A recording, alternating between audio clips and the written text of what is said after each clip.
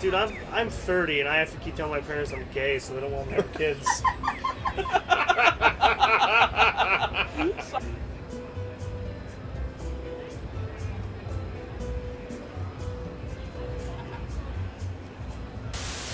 Jack it off, jack it off, jack it up, jack it up, yeah!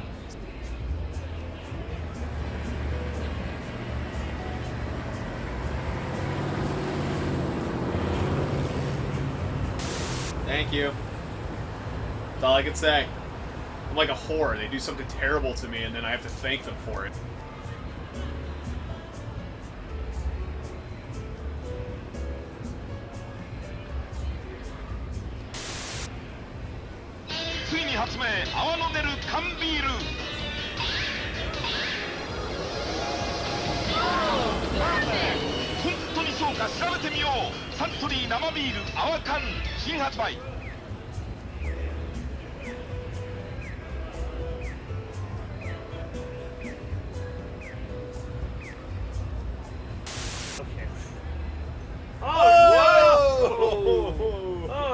Okay, he fixed himself. Did he though? Oh! What? What is this? Oh no!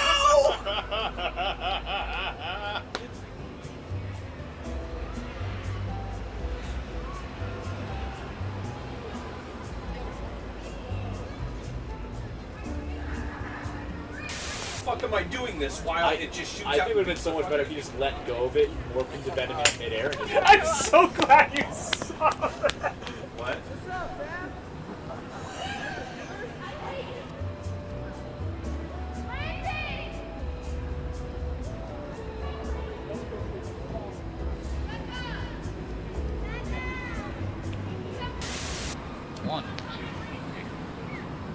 Gotta stretch the old cock.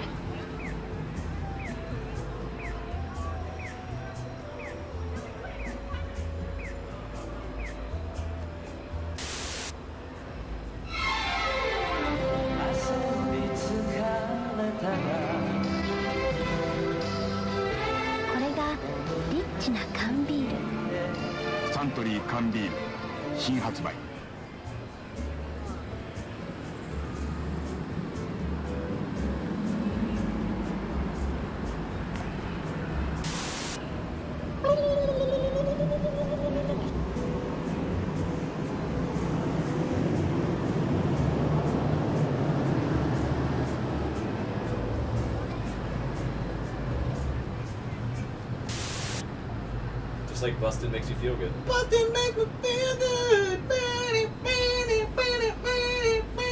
Is it bad that I just unironically love that song? Get ready it's for amazing. another 45 minutes of this.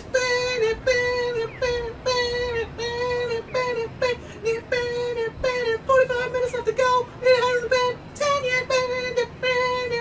Busted made me feel good. I'm done. What are we watching? What?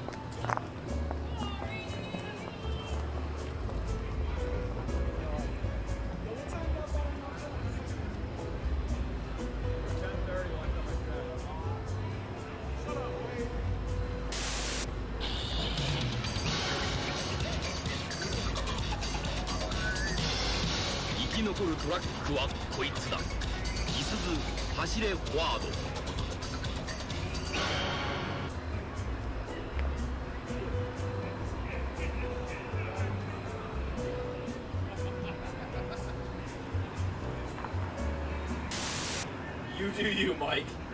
No, you do you, Dumbo. Fuck!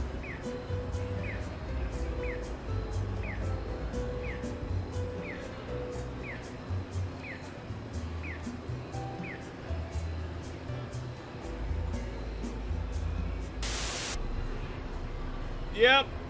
Fuck you, Lisa. Oh!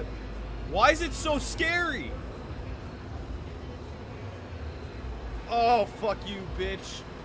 Oh, man, why are you so tall? You're so tall. You're so tall. Why?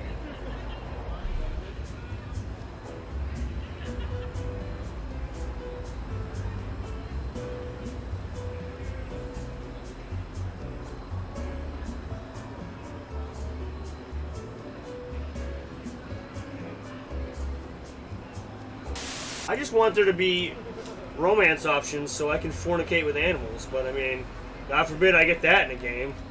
Somebody clip that.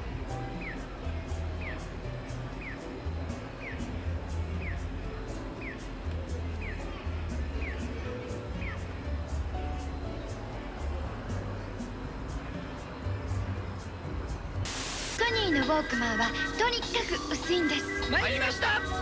じゃあこんなとこに入るのも本当に参りました。着替える6色ウォークマン It's a Sony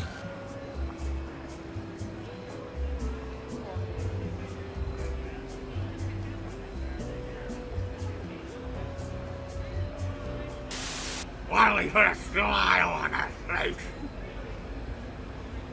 Quality content.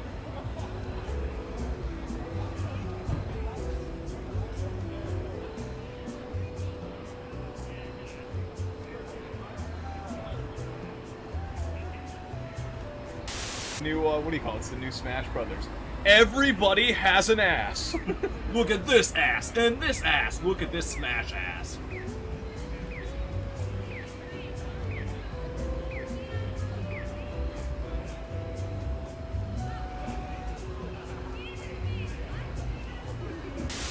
Yeah, these are the IMBGcast school photos. Oh man, this is it. Oh! This is it, boys. Here it comes. Oh my God, it's back on. Oh, let's get a round of applause going. Let's get a. I'm so happy. I'm so happy for our return, our revival to season 7 of the IMBGcast. What, you can't one hand clap? No.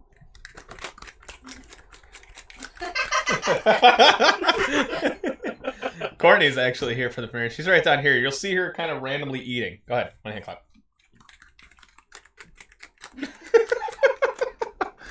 The one hand clap is Wow. is it what? You just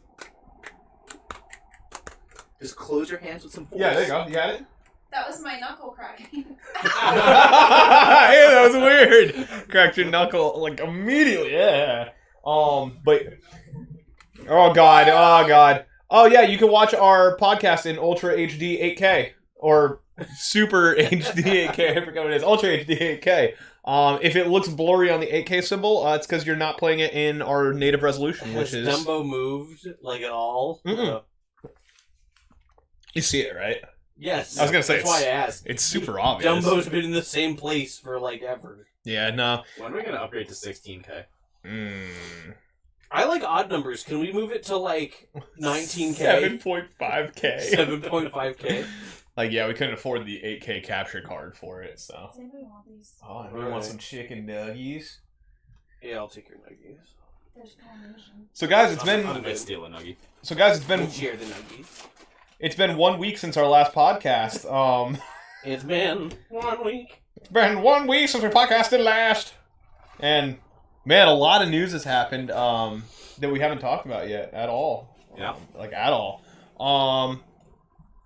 God, I feel like it's been so much longer than 1 week, and I don't understand why. Like, I sit here. I mean, Corona happened, and that only lasted for like, what, 4 days, something like that? So we gave a little bit extra time. Yeah, I think we gave it the appropriate amount of time. Sure. Yeah. Nothing too crazy, nothing too obscene. I'm texting everyone really quick. I'm texting the official viewer list. Oh, can I not send anything else? Thanks for the text, Mike. Yeah, I got it. Appreciate it. Forwarding limit reached. I can't just spam people forwarded messages now. I have to do it twice. Are you fucking kidding me? The only thing worse than that is like there's only one other person you need to forward it to. So you have to send like one. I'm not gonna lie, it is person. exactly one person That's extra weird. that I had to forward that to. That's That been was a thing little for a rough. long time though. Yeah, it must have been like within the last week. I usually forward it to people. But yeah. No, I wasn't getting them for a really long time. Yeah, because I don't like you. I just wasn't sending them to you. Oh, okay. Wait, did I just send you one? Yes. Oh, well, in Obsidia. But that's totally different. Oh, is that what it came through? Yeah. Oh, never mind. So how you guys been for the past week? Yeah, not a lot has happened. No. Nothing at all, really. Yeah, no. I saw, like, I saw within the past week, like, face masks got really big. People were wearing those to a lot of stores. I guess it's the new fashion trend of 2019. Yeah, go ahead. Say something about it. We're still in 2019. I'm not going to admit that this fucking year exists. We're still 2019 guys. We're gonna go straight from 2019 to 2021. I'm a 2019 guy. He's live right now. Is he live? He was up when I pulled up Twitch. That's Penguins, right? Yeah. Yeah, you see he made like a couple extra songs and things like that? No, I haven't. He made like quite a few songs. Like there's one about talking about how he's like stalking a girl online and like all this shit. And it's like talking about like it's essentially like he's simping for this girl really hard in her stream. He like quits his job and he just gives all his like unemployment money to her and he knows where she lives. It's like a really fucking creepy one. You were in the car when I listened to it. I don't know what you're talking about. The real question is any song as good as 2019 guy was? No. That one is. The other ones are not so much. That particular song is actually decent. Like a good song in general. I'm not sure if it's the TV or what, but it's We're like lagging really hard. yeah. Are we? As long as it doesn't say we're dropping frames on there, I'll believe it. It could just be the app. Yeah, I want to say it's probably the app because I got no notifications or anything like that. Let me see my... Nah, stream quality's good. Literally 0 frames dropped. You want to know why? Because we're on the big CX, boys. I don't know what to call them. Comcast Xfinity. But... Big dick gigabyte. We're on the giant one. We got our fucking new modem.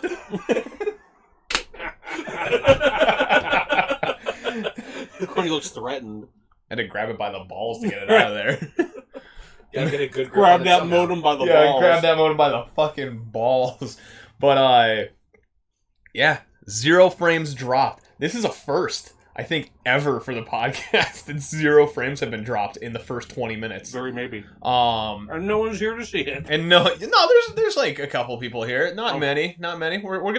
We're gonna build it back up. We're streaming tomorrow. Don't tell anybody. This is grassroots. What? What about me? Ow! That's assault. Everyone I just saw realized it. you guys are like half twinsies. What? You're both wearing yellow shirts. I only just noticed. Now he has to go change his shirt. Good. That's funny. What's up, Best Buy's price match policy? It's about goddamn time.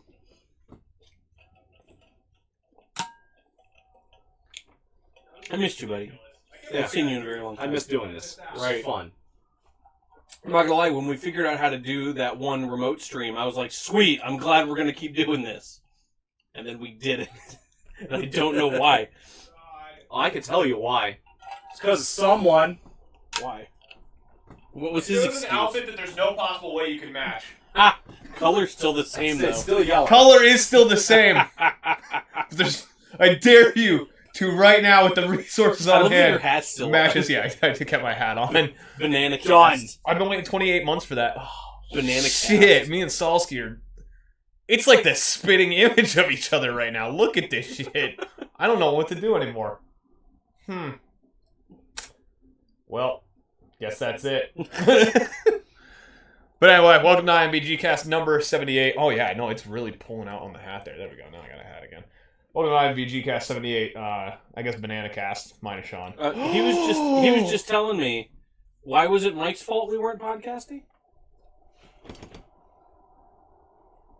Every time I'm like, hey, let's do podcast, and you're just like, Yeah, nah. I was busy with not feeling it. I was busy with a lot of other stuff as well. Animal Crossing for a while. there. Animal Crossing every day, things like that. Yeah, Animal Crossing only came out like what? In April. 2 weeks Yeah, ago. but they got updates, bro. 2 weeks They got ago. mad updates.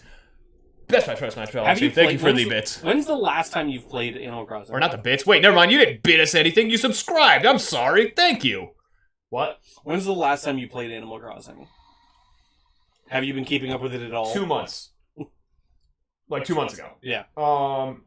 There's something important though. Before any of this, there's something very important that we need to address that's missing from the stream. It's the goddamn Rosetta Stone. Put it in between you on the couch, you sons of yeah. bitches. Apologize. Alright, I'm gonna How can we be so disrespectful? I mean, I would ask the question: how did it make its way over there in the first place? I think I was cleaning. Honestly, I think I was cleaning. The fuck cleans? Well, I was cleaning the Rosetta Stone. That's the only thing sitting in this entire room. So, oh god, Stone. killing that. Yeah, we're polishing the stone there. We lost a viewer as soon as I turned off the banana outfit. So You can have the last nuggie. Thank you. I hate it. I will treasure this and remember you always. Good. Oh, there it is. We talked about drop frames. We got 52 of them. Oof. Oof. Well, I guess that's it. But yeah, no. A lot has happened in the past. What? How many is it usually now? 4 billion. I was gonna say probably like 120 something. At the end, no, it was always worse for us. At the end of my stint with our other service provider, it literally was like 4,000 every like 2 minutes. It was disgustingly high. So Nice. this for over the course of what 19 minutes that we've technically been live, to lose 52 frames does not bother me That's in the nothing least. at all. Yeah. Still not zero. No, it's still not zero. I'm gonna have to call. What the fuck are you even paying? Gonna have to call the big C, yell at them, be like, "What the fuck are you idiots doing over there? I want to talk to your CEO. I want to talk to your supervisor." No, CEO. Vizier. Those are my favorite people that call up and they're like, I want your CEO's phone number. I'm like, how the fuck would I have the CEO's Yeah. phone number? That's a mega Karen. Like, homie, H.H. Gregg is privately owned by the company employees at this point. We've taken him over, so I am the CEO. Like not even like the store GM. I want to talk to your CEO. Like I've only heard that like 3 or 4 times in my history at H.H. Gregg, but every time I'm just flabbergasted because I don't even know how to respond to that. I'm like, are you joking? You should give him like a Chinese restaurant number and just be like, "Yeah, all right." Ask for Mr. Lung Pao. I think. Hold on, 288-6612. I think that's #1 Chinese buffet. The one that's like a couple towns over from us. So. I hate the name of that place. #1 Chinese buffet. I love it so much. I used to prank call them every day, every single day. So I was in high school. But you just like woke up, you're like, man, fuck that one Chinese place in particular. No, I was in band, and it was like we were just pranking Chinese places, and that number stuck. Like just 288-6612. Like I remember it to this day. I haven't prank called them in like 13 years. What was the number again? 288-6612. Incorrect. Ooh. 6112. You're off by 1 digit. Am I really? 1 digit. What is it? 288. 6602. 02. That's what it is. Damn. But that's what I mean. Like 13 years later, I still remember 6 of the 7 digits. It's like I work hard doxing We didn't give area code. a Chinese. I made sure not to give the area code because I thought That's about it true. for a second. It's true. So yeah, it's 5. No. 555-288-6602. Call now and order all your Chinese goodness. We've got. I don't know. What do they got at Chinese restaurants? We've got I say you wontons. order so much Chinese, how do you not fucking Well, know? I was gonna do like weird stuff like we've got crab legs and wontons Crab and Rangoon. teriyaki stick, I was like, you're saying weird things, but those are just legit actual things that they have. chicken on the rice. Chicken. There, is that better? Did you say chicken on We the rice? have rice chicken. We've Is that chicken turned into rice, or rice on chicken, or no? It's rice turned into chicken. Rice chicken. Rice chicken. we've got a lemon ceviche. Wait, what? Creme brulee. A nice creme brulee and souffle for special desserts. We have You're not a Chinese- So's Wellington. What? Well, that's always one of those things that always, like, I feel so leery going into a Chinese buffet, and there's always the part of the buffet with the American food, Yeah. and there's the weird shady pizza, or the weird shady wings, and it's like, this has to be the worst of these items on the planet. Of all the chicken wings, these are the worst chicken wings. Of all the pizza, this has to be the worst pizza. Is the sushi at a Chinese buffet not like this most possibly sketchy thing you could ever eat someplace? Why would you say that about my family's restaurant? Like, I can't think of any other, like, go to any other buffet, and you can see, like, weird things anywhere else, but specifically, like, sushi at a Chinese buffet, you're just like, Yeah. nah, not in a million years. I'm going to interject. There's one or two. There's one up in the mall that the sushi isn't just out; they'll make it for you. Yeah. And so, like, that's fine. I think the weird. What are you speaking specifically about? So- like here's some pre-made sitting sushi there. that's just been So- chilling Yeah, there. just grab some rolls. You saw what happened with the one in the mall near us, right? No. Yeah. What? Like roached up. Oh, I'm sure, probably. It was. I've been there like forever, but like me neither, actually, or neither have I. I don't know what's proper English. Who Whatever. cares? I'm making fun of Asian people. It's Whomst probably the worst I thing. have noctised. Or, Whomst like- I've not been. what about like gas station sushi? Ooh boy, 7-Eleven sushi is actually made mostly by ancient masters in the art form, who go into 7-Eleven at 1 a.m. and begin preparing, and they are responsible for 5 stores apiece. God, I wish that was true. Can you imagine? There's just some like old school, like legit old school hardened master, like Low-key. every grain of rice gets like a massage Right. before it goes on the roll. He's like sitting there like this, Kobe rice. like he gets like the actual like seaweed and he has to like test it with special equipment. He's like got his knife out. He's like sharpening it on the job. Oh man, you must work for like a Michelin. What is it? 5-star, 4 stars, the highest. Something like that. The highest of the high end restaurants. I work at 7-Eleven. Fucking what? Who knew? Low key, 7-Eleven best sushi. Yeah, everyone who's been getting it for years from there, they're like, no, this is like the best. Like, I swear to God, nothing's like this. Bullshit. You have no fucking taste. You got Gordon Ramsay. Oh my fucking God. It's the best shit of it. He's just like, Finally, some good fucking food. Finally, some good fucking food. finally some good gas I like station how Gordon sushi. Ramsay had like a New York Italian. Yeah. accent. Finally, some good fucking food. Aw. I'm Gordon Ramsay, motherfucker. I want to see a show with Guy Fieri where he just travels to gas stations, but like super fucking sketchy ones, and just picks out something off He the literally shelf. has that show. Why don't you What? let Sean do it? Oh, we could have Sean do. No. Sean, can we please film that? Hold on, I'm gonna write this down. Hold on, no. I can't even pull that off. You won't actually have to eat anything. No, I I'll make it. Hold on, I'm I writing this can't down even now. pull that I off need you to do anymore. a side-by-side of, like, Guy Fieri. What would that be called? Gas stations, crack whores, and dives? Sure. But I just want you to be like, you're going, like, you just make something, and you make, like, I don't know, like, frog water or something. It's, like, sitting there, like, on a plate in the middle of, like, Lay's chips or something like that. Yeah, so it's like, all right, here's like Pringles cans, and then right in the middle, here's this legitimately great tiramisu that we made today. Like, So good. One-way trip to Flavortown. I really want to see that. So, are you talking about diners, drive-ins, and dives? Yeah. Okay, yeah, no, I want to see like straight gas stations, like Okay. one that it's like you stop at and the glass is like bulletproofed. So it's like you're going up to the counter and you got to pay for this like weird egg salad Go to a sandwich. fucking pawn shop. What do you have here to eat? What do you guys got here to eat? Well, a guy traded in a turkey sandwich 3 years ago. I think we got it in the back. Hold on, I'll see if I can make a deal. Wheaties was signed by what's his name? Bruce Jenner. Oh, you really bringing it there? Bruce Jenner signed the box of Wheaties.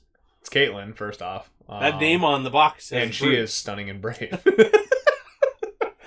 I'm just saying the name on the box is Bruce. I love.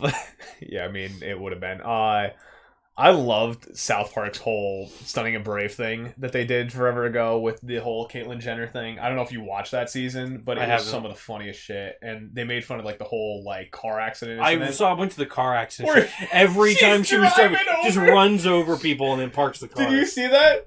Every No. time she gets in the car, they had it throw her Buckle up, and buckaroo. buckle up, buckaroos, and she drives over people. And just because in real life, Bruce Jenner like straight up ran people over with his car, and then that just magically disappeared. And so the joke is that he drives everywhere. What magically disappeared with Bruce Jenner? That court case, and then in South Park, she just drives everywhere, mows everybody the fuck over, and it's hilarious. Yeah, it's a very good gag about the whole situation without going like overboard. So but the whole buckle up, buckaroo. Did I ever tell you about the one time I went? I think it was like Wegmans or something like that, where they had their sushi counter there, and I'm just like, and the guy working it was an Asian guy, and I was talking about sushi, and I'm like, so do you like study somewhere to like learn how to cook sushi like this? And he's just like, nah, they put me here because I'm Asian. He's just like, nah, fam. I grew up right next door to you. Do you not recognize me? It's me, George. He's just like, man, I just follow the chart and cut it and just do it. I'm just here because I'm Asian. I'm like, Wow. That's I don't know how to nuts. respond to that. Yeah, like, good for him. He found an appropriate job. But,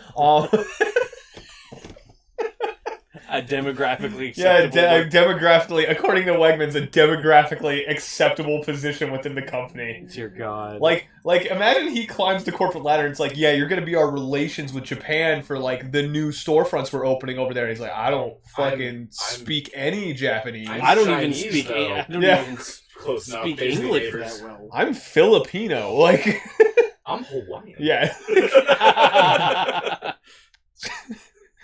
My name is literally fucking George. It's Like, are you George. kidding me right I now? was born in Minnesota. Yeah. George Stevens. Yeah, yeah, George Stevenson. I sit home with my Caucasian wife and our half Caucasian child at this point. I enjoy mowing the lawn on my off days to perfection on the California blue crabgrass, and I'm a garden hose enthusiast. Is that a real George, strain of grass? I don't know. Probably. George, you're gonna have to say that with a lot stronger of an accent if you're gonna make us money. What about that guy over there? He literally speaks Japanese, and he lived there for 8 years. Yeah, he's white, though? Yeah, it's literally like some... No, you flip over, it's some dude with like a katana and a body pillow, like... Literally samurai cop? They just look over at him and just be like, oh, no. Not at all. That shit's funny. I really want to meet George Sushiman. Sushi man. George Sushiman. Deal. I kind of want to film a skit about a dude who just gets pigeonholed because of his race like that. That'd be fucking hilarious. It would not be hard at all. Based off of that conversation we had like a week or two ago, that was a Mad TV skit. Was it? Bobby Lee was the average Asian. And Like so, the token Asian guy? well, no, it was the whole skit was called "He's the Average Asian," and so people would keep trying to stereotype him like, "Oh man, I can't calculate the tab on this barbell." Bobby, can you do it? You're really good at math and shit. And he's like, I got like a C in math. Yeah. And he would just talk about how he was an average dude, but people would just totally buy into his stereotype. That's actually pretty funny, I'm not gonna lie. Like, that's actually really funny. Right. And there's a whole jingle and everything.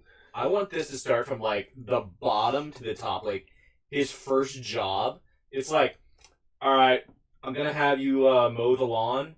Oh, I'm sorry, you don't want to use that. Here's a katana.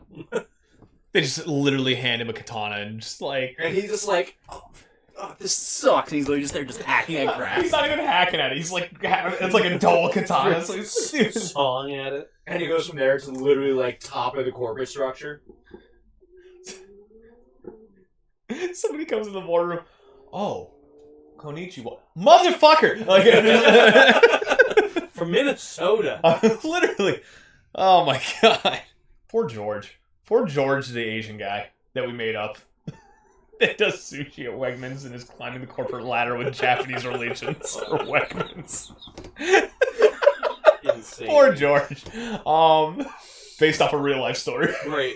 Literally, you could probably put that because Inspired by true events. Yeah. Could mean anything.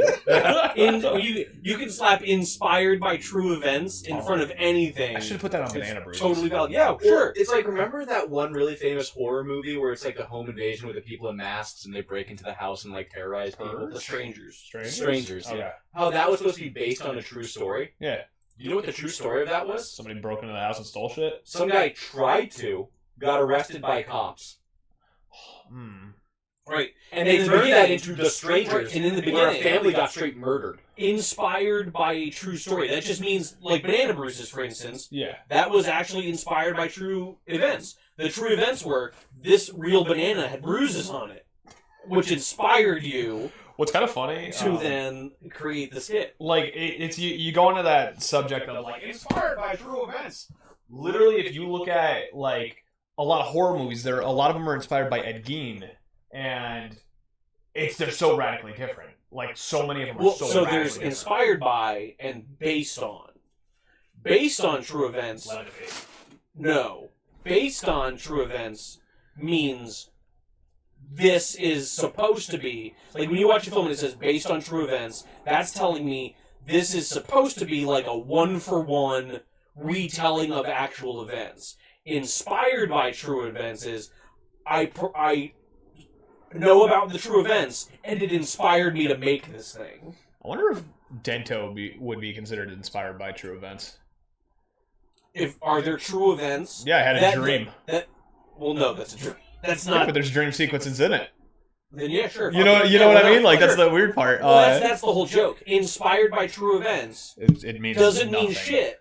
People read that and they're like, "Fuck, this happened," and it's like, "No, it didn't." But now you're way more sucked in than you were before. It's a total gimmick. I want to make like the most ridiculous thing, like how Patton Oswalt used to do the like rape stove, the stove that rapes, right. like that kind of stuff, like death curtain. The curtains that kill. Sure. And it's just like inspired by true events. Like what's inspired by true events? Like, oh, I got scared of my curtains at night one time.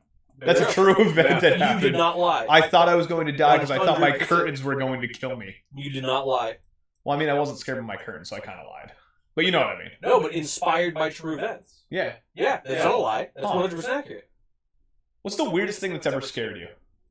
Weirdest thing that's ever scared me? Yes. Like that you could think of, that you're like, oh shit. Like in hindsight, it's like, oh, that was silly? Yeah. Or just like weird, like, hey, oh, I got scared by a lamp the one time. I don't think I've been that scared by any one particular thing that sticks out to me like that. There was, in my old house, when I lived in Plymouth, the way the light was in my hallway, when I would walk into my bedroom, there was a window there, and I would look up, and I would see my own reflection in the window, and I'd be like, fuck, there's like a person. Oh, so death window, the window that shatters your fucking skull. Great. I have been scared many times by my own reflection simply because here's like what you're just like oh, quickly it's like, oh, there's a silhouette of a person. Oh, but no, it's fucking me. I think the only thing that irrationally scared me was Courtney the one time when she was at the house, and it's irrational because I'm so much larger and more intimidating than her that I could have just beat the shit out of her. Sure. What are you gonna do about it? What? What happened? Nothing. No. The worst is like when you're coming in, like when I'm like going to the bathroom at night and she decides, oh, I'm just gonna walk towards the bathroom because you got up instead of like, you know, the normal thing of like, oh, he's using the bathroom, I'll wait till he comes back and go. I'll like fucking come out of the bathroom, she'll just be standing there like, I'm like, ah, fuck. That shit always makes me jump. If I don't hear someone, yeah, no, you can laugh all day. And I just see someone there that I didn't hear them coming. Instant jump scare. Yeah, because it's your brain tells you like, oh, surroundings are not as they appeared. Right. What did I do the other night when I was sleeping? You asked me a question. So I had a full-on conversation. Yeah. So you did? Yeah. Apparently. She's fucking like she can wake up and not wake up, being awake, which is super weird. So when we were trying to find that Mr. bottle for the final scene for the YouTube channel, legitimately went into the bedroom. I was like, hey, where's your Mr. bottle for your plants? If you haven't seen this, it's literally you spray it and it perfectly mists. So we were trying to make it look sweaty on my face in the one scene. So I needed this Mr. bottle. Couldn't fucking find it. I was looking everywhere. He ended up knowing where it was. Like he ended up like, oh, I saw this, and for some reason that's like a mental note, and it was just like perfect storm event for what happened because I'm sitting here probably 10 minutes up here when it should have been a 2-minute trip up to my apartment from Travis's. Literally up here for 10 minutes, circling my house. Like, where the fuck did I put this? Where did she put this? I go into the bedroom. I'm like, grab her foot, and I like rip it around. Like, nothing. I go in. Like, I grab her shoulder. I go, whoop. She wakes up. She does one of these. Like, like fucking full on. I look at her. I'm like, hey, where's that Mr. bottle that I always use for the film? Mr. Who? No, she literally goes, I don't know. I'm like, you don't know where your Mr. bottle is? Nope. Okay, I'm gonna go keep looking for it. Alright. and then falls back to sleep. No idea about No the recollection that conversation happened. whatsoever. Like, That's hilarious. I'm sitting there, I'm like, how did you sleep that hard? Like, that you're awake and still sleeping. Like, you alright over there? Jesus Christ. She's broken. But it's just like, I don't know. Like, That's the laughing is the creepy part. well, I'm like, are you really laughing at me trying to find this Mister bottle? Like, she obviously was just fucking dream state, but like, I'm sitting there trying to legitimately get my shit done. I was really hurt by it. Whole thing really hurt my feelings. The only thing that like scared me like that I remember was like my old house that I used to live in, like as a kid, that was like legitimately haunted. Are you talking about the one that I was to, or before No, that? no, this is before that. It's out in Royersford. It's out by like Westchester. Oh, it's way out there. Yeah, it was like literally built right before the Colonial War, Oh, and it was just haunted as fuck. that's kind of cool. My house was haunted. I had the house I used to live in Plymouth was owned Plymouth houses are by haunted. what? Plymouth houses are haunted. Well, so I don't believe All of in them. ghosts, and this part of the reason why is the house that I lived in was occupied by and lived in by like a mortician for like fucking 30 years prior to us, and like if that dude wasn't bringing anything home with him, then that shit just doesn't exist. I mean, maybe he was, but maybe he would have been source of haunting. Dun, dun, dun. And I just nothing ever happened in that place that was ever Wait, fucking where weird. at? Up on Shawnee Ave. Literally across the street from the big steps at the top of the high school. Weird question. You've never been to my old house? Yes. Weird question. What's your current address? And telephone number. Have you guys seen that ridiculous scam where people are like, crazy new trend, find out how much money you have, write down Your how much money you have social, based like- on your social security number. And Yeah. people are like, I'm this much millionaire, whatever. And it's like, I think my perfect. favorite thing, and it's kind of going off that stupidity factor, I think my favorite thing is when people get new games and they have like download codes on them. And they show And they'll just be pictures. like, just got this one, and they're still at the store and still get home. Redeeming. Yeah, somebody's just like, well. Yeah. I Now saw I've got this. DLC for this game I don't have. It was so funny because like this one guy was like, just picked up the DLC code for this, or just picked up the code for this game, blah blah blah. Somebody redeemed it instantly, and who the fuck took my game, and like all this shit. And it's like you fucked up, homie. You can't blame Do anybody. you remember that weird, stupid shit that Nintendo did for a while, where it's like, scan your game or put your game code in, and you get like those Nintendo rewards coin things? Yeah. And we would just walk around GameStop Yeah. and swiping all the codes from the empty cases. So what you do is for Club Nintendo, you put in that you own a game Yeah. based on the little DLC code. It wasn't attached to an account, wasn't done anything like that. So we would literally go into GameStop, just open up all the Nintendo cases and start putting in every fucking code. I had thousands of Club Nintendo points at one point. I got like one of their highest tier things like ever. That was fucking funny, man. Right, Like, that's crazy. there was one day where we hit like 3 or 4 GameStops and did every Yeah. single one. Jesus. And it's one of those weird things, like, they never advertised it a lot, so it was never like, you weren't running into, like, all this code's already been, like, redeemed by somebody else. Like, no We one didn't run knew about into this that shit. like at all. Right. It was ridiculous. I remember getting free shit from them like all the time because of that. Now they moved it over, and now it's like all based off like the Nintendo account and everything like that. I miss the old days. I want to go back in and like start fucking ripping codes in. That was fun. Analog. So here's a weird thing. Going back to the paranormal thing. I actually got into it with somebody the one day. I shouldn't even say got into it. I commented, and a bunch of people like started freaking out on me. I'm on a paranormal page on Facebook where it's just like, here's like weird paranormal stuff, and it's loosely based off of like 4chan posts and things like that, and it just kind of gets reposted. The one was like a thread on people like, I've definitely lived in a past life. I woke up and I kept screaming about the war and the soldiers and blah blah blah. Like, oh, I woke up and started speaking in a language I didn't understand until I caught myself and really woke up. And I'm like, yeah, that's just dreaming. Or the one, and it's like people Holy sitting shit, in there. a previous life, I was in outer space as a fucking alien. It's like one of the ones that like really got to me that I laughed about was like, yeah, I was sitting on the couch and thought, I should go pick up Donnie from the hospital. I don't know a Donnie. So in the comments I just wrote, schizophrenia is kind of weird. And I swear to God, I've never gotten so many negative feedback comments in my life. Because people are like, yeah, what are we going to tell yourself, bud? And I'm like, what? Do you really think, like, you're just sitting there and you think, I got to pick up Donnie from the hospital. You think that's a normal occurrence? Like, you think that's something that a sane person does? It's ridiculous.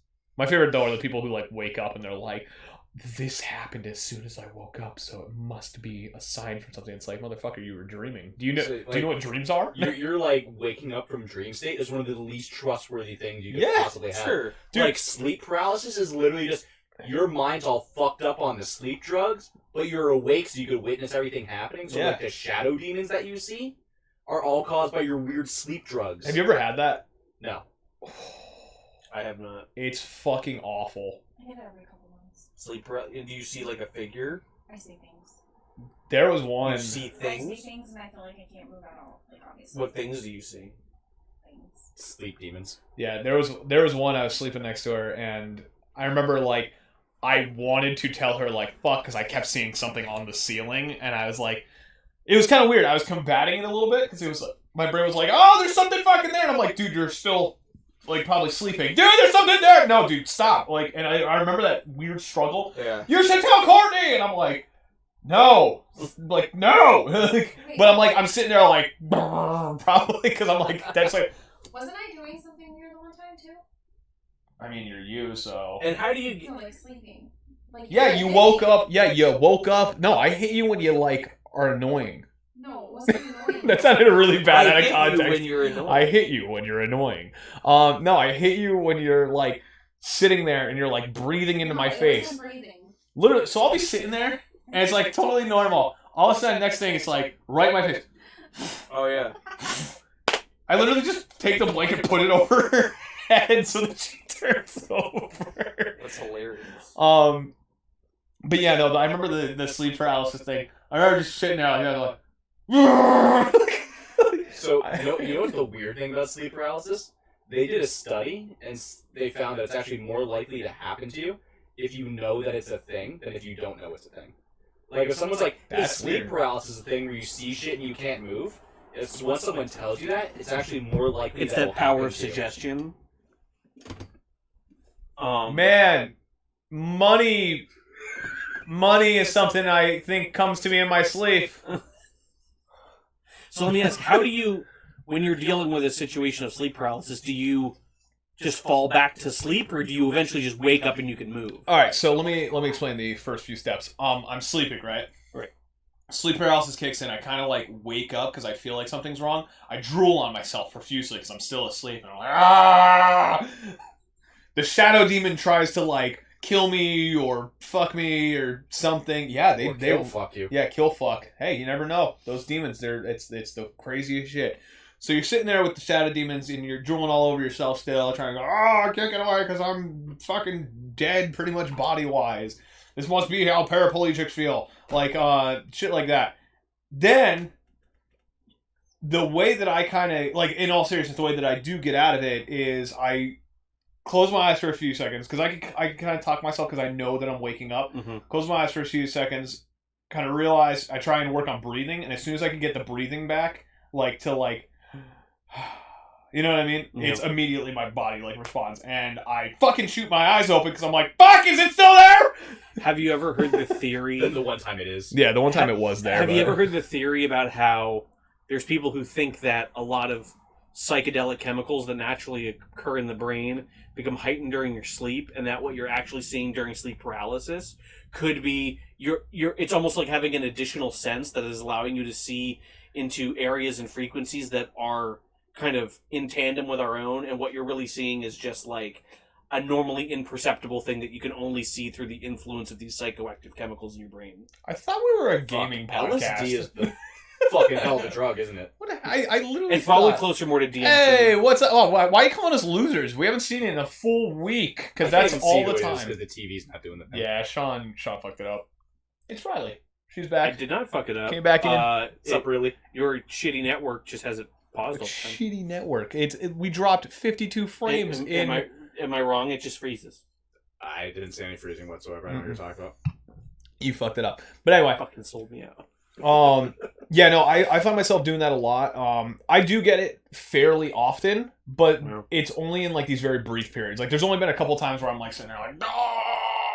There's a lot of times I'll like look, and it's a lot in the doorway of my bedroom, because I sleep on my right side and it's looking right out the doorway. My brain perceives the door shape and like some of the coats that are on it and things like that as person, Sure. That's how it is. and I can't snap out of that a lot. Yeah. So it's like I'll sit there, I'm like, "Ah, okay," and like just kind of like pull myself forward really quick. But we also keep the closets open too. I just have nightmares. Love that. You love your nightmares? That's weird. I don't know if I agree with loving nightmares. They're nightmares. I think that's the key takeaway here. One of these nights, or one of these days, we're going to hear, like, Mike got carted off to prison because he unloaded a gun into his closet door. It was the fucking night demons! Fucking major pain. The only part of the sleeper releases that never goes away is I just can't talk or anything, so I'm just constantly drooling myself.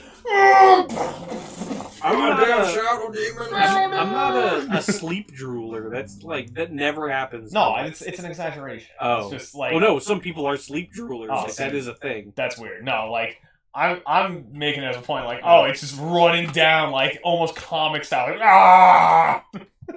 It's like that kid from Legend of Zelda Wind Waker. That's hilarious. Kelsey had a dream about donuts the other night, where they like murder donuts based on true events. Killer donuts. The Nightmare donuts donuts. that kill. That's the thing. If it exists, it's technically based on a true event because that thing just exists in the world. Inspired by a true event. Inspired by One true time I events. went to Dunkin' Donuts and I bit off too big of a piece and I started to choke on it, so I made a movie called Killer Donuts. Inspired by true events. 100%. You ever choked on anything in your life besides Yeah. cock, Sean? Ah, What's that reaction? funny. Oh, okay. I was like, what is that? Have I ever choked? Yeah. On like Like- food. Yeah, like oh my god. It's like, yeah, I have. It was just What one was of the those. question? You guys ever choke anything? Yeah, it's just one of those weird ones. Like you never know. Like I was on a Disney ride and a bird flew in my mouth and I choked on. Like you never know. Just keeping the floor open. Interesting conversation. Fuck you yeah, guys. no, just food. The funniest choking story I've ever heard was your cousin who did that jewel trick. He nearly killed himself. Jewel. He did some weird trick where he was trying to catch a jewel in his mouth, and it just went up in the air and then straight down his throat, and then he had to like vomit it up or Yeah. something. Bro, tell me why I always have zombie apocalypse dreams. That's probably fairly common because of how much media is out there on zombie apocalypse and all that kind of shit. I imagine it like starts to creep into most people's Yeah. brains. Chalked. You read that, right? Yeah. I chalked on bacon once. I almost died. Bacon's So, delicious. What's weird about my nightmares is that my nightmares, I only have like 3 of them, and they've been the same since I was a child. They're strangely repetitive. It's Like- just your favorite toy going down the drain like in that Rugrats episode. I keep having them, except it's my PlayStation now! No, it's not even like normal what you would think. It was like, I'm trying to run away from something nightmares. It's literally like the one that I have is I'll be walking down like a forest path. There's a river on the left-hand side and like a hill going up the forest on the right.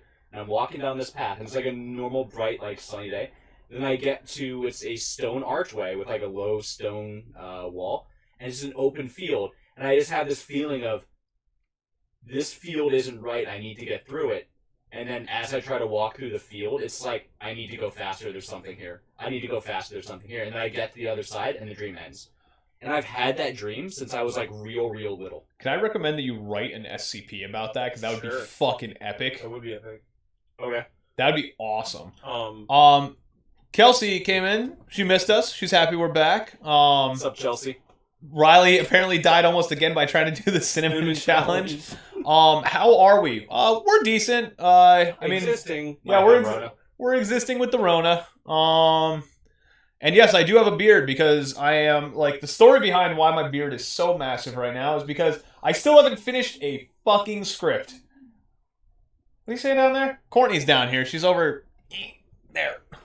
But yeah, no, I made a deal with myself that I would finish a script before I cut the beard, and I'm nowhere near done. So it might get huge. What's kind of funny? Huge. Yeah, huge. Huge. Like Like Chris Evans on his fucking TikTok. Was it his TikTok? I don't know. It was just... Yeah, Chris Evans... did you hear about that, Court? Chris Evans accidentally leaked a picture of his dick. He was, like, recording his screen. Captain America. He was going through his phone and just a picture of his dick was on there. America's dong is out there on the internet. They're saying hello to you. Oh, hi. Hello. Oh, man. Yeah, she's over here. She's doing her own thing.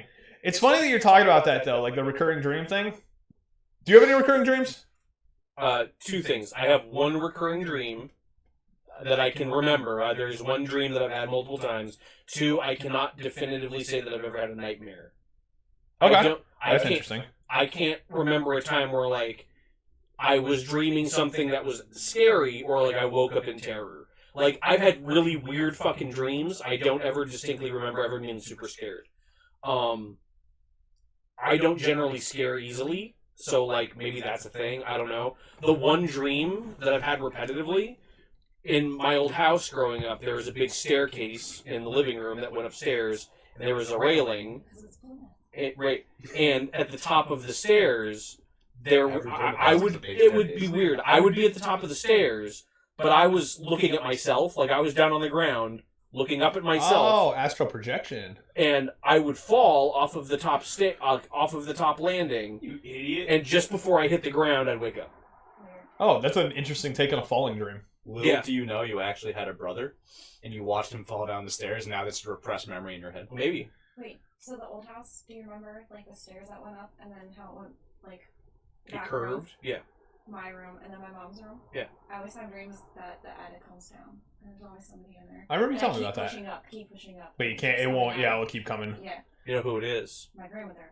It's always my grandmother in it, and she's, like, super creepy. That's weird.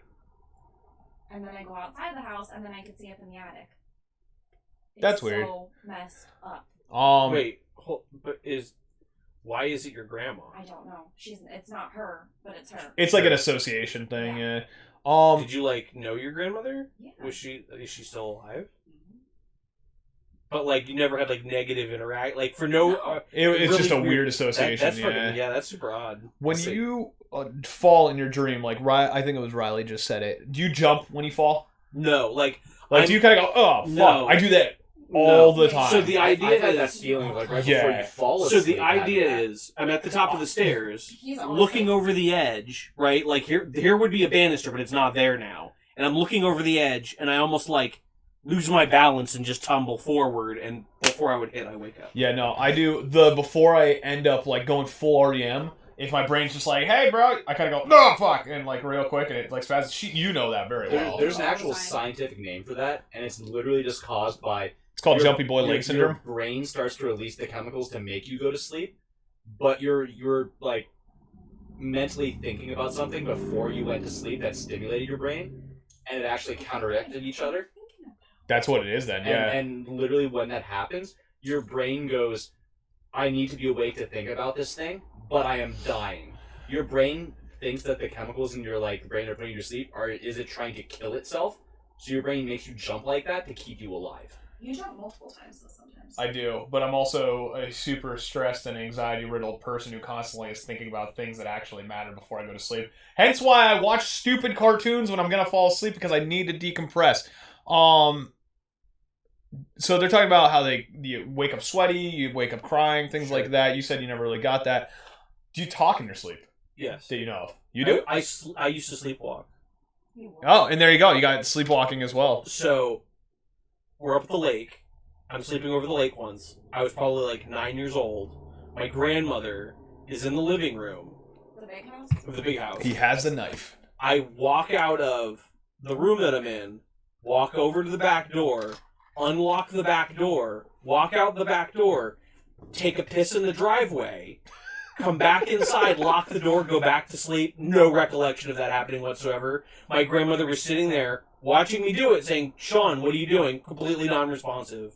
Just fucking did it. That's weird. You're on like super autopilot. That's almost like how we talk about like sometimes you'll be driving late at night when you're tired and you just forget drives. Oh like, yeah, like, oh, I'm you're sitting home. there, you get in the driveway and How you're the like, fuck did I get here? huh. Right. We used to do, like, after band practices all the time when we would Right. fucking, yeah, Right. after band practices whenever we would do that, I remember it's like, I don't remember this. Like, when I used to work at a power plant, same thing.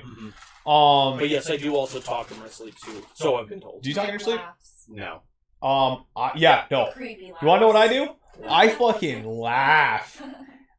There are, and I wish, here's my problem. That's terrifying. I wish that I knew the jokes that I was telling myself, because I wake up after or like kind of sort of during the laugh, like ha ha ha ha ha, and it's one of those types of laughs, like a hearty but like kind of like I'm still tired laugh. Yeah.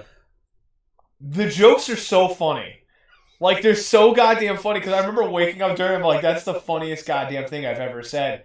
And then I'll fall back to sleep. It might be stupid. It might be like, stupid banana You shoot. need to keep a piece of paper next to the bed to write that shit down. I take notes in the middle of the Oh, do night you on really? my phone. Like, that's why I have so many notes That's for hilarious. it. Like, laugh in my sleep. And I know I do it because I wake myself up, because I'll be like sitting there like an idiot, like, So fucking weird. I don't know. Slowly opens. I'll have conversations with Gab. Gab talks in her sleep too. Ugh, wait, did you have your eyes open when you were sleepwalking?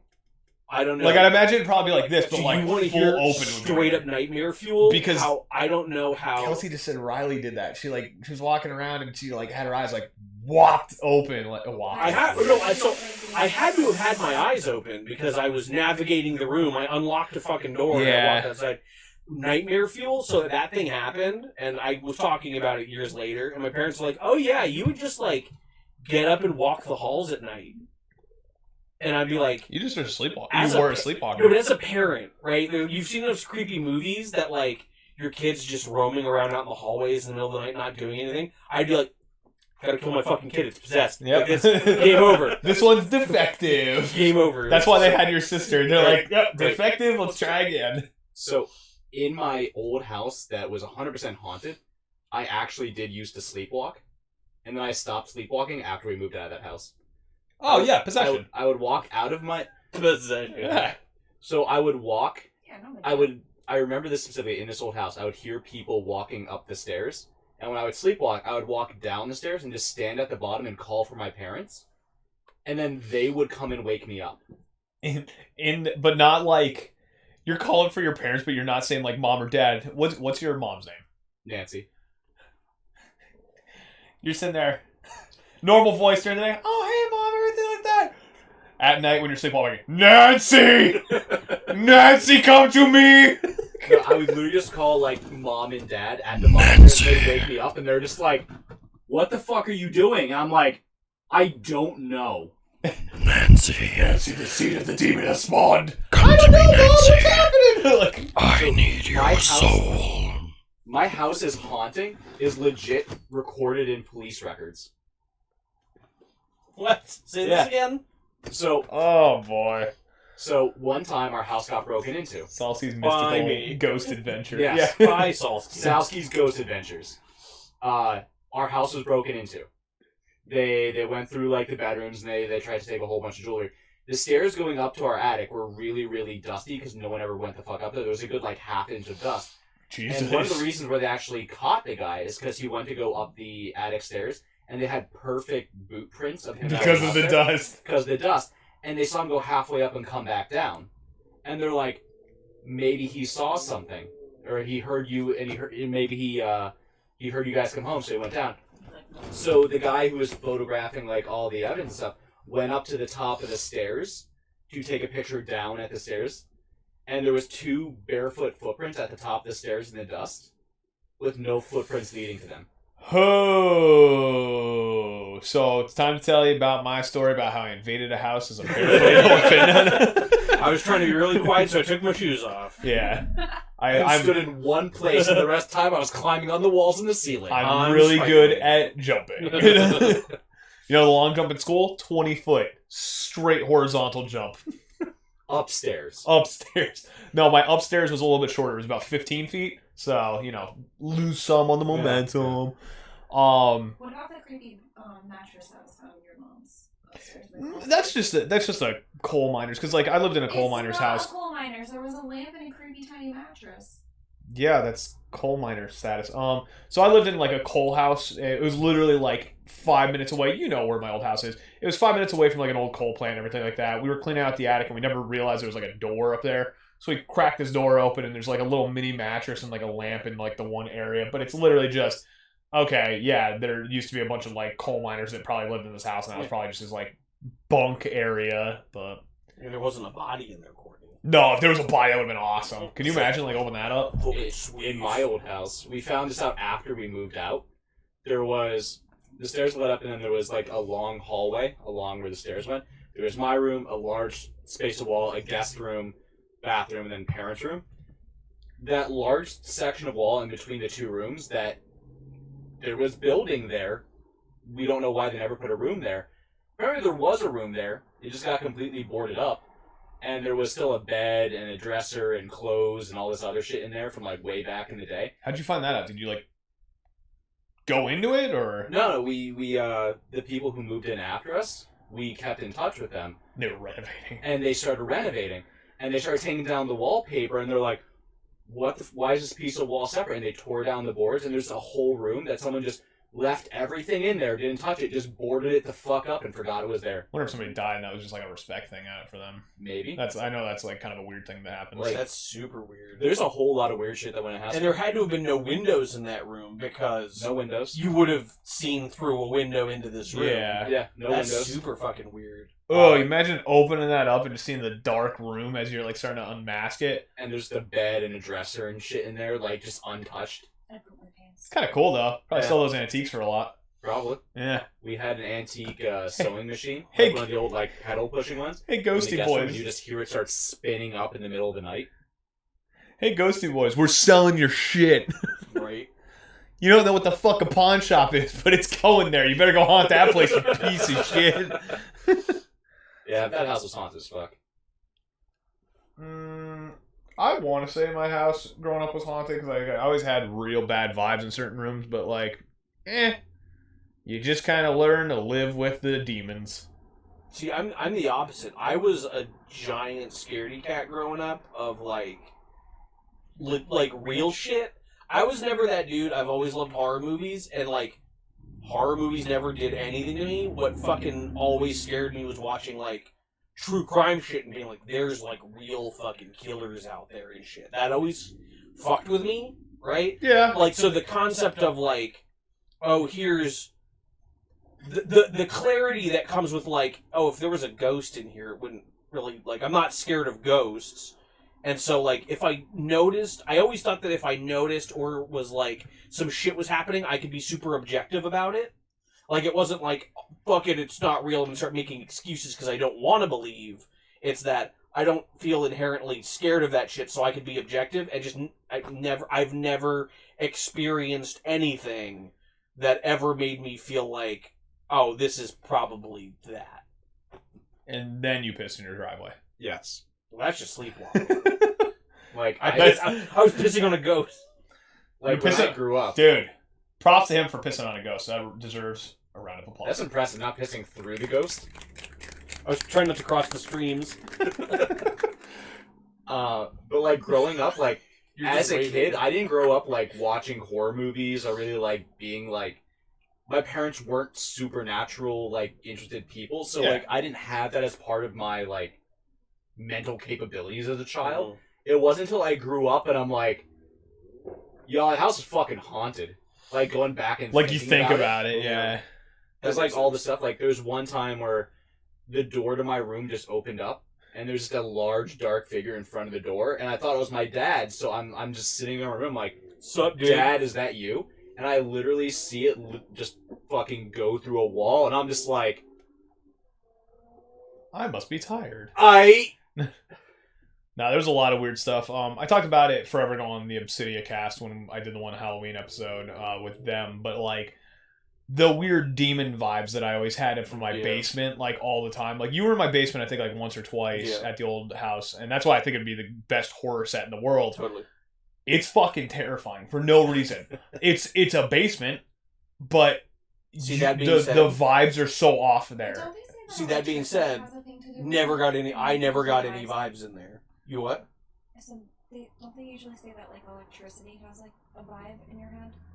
Electromagnetism. Well, so a lot of what, Yeah, a it's lot of more what people magnets. think, like people who try to explain ghosts in like a scientific sense, not in the sense of like it's your spirit and supernaturally type of way. They're like the electricity of your body leaves like residue behind, and maybe like that's what it is that you're experiencing when you experience a ghost.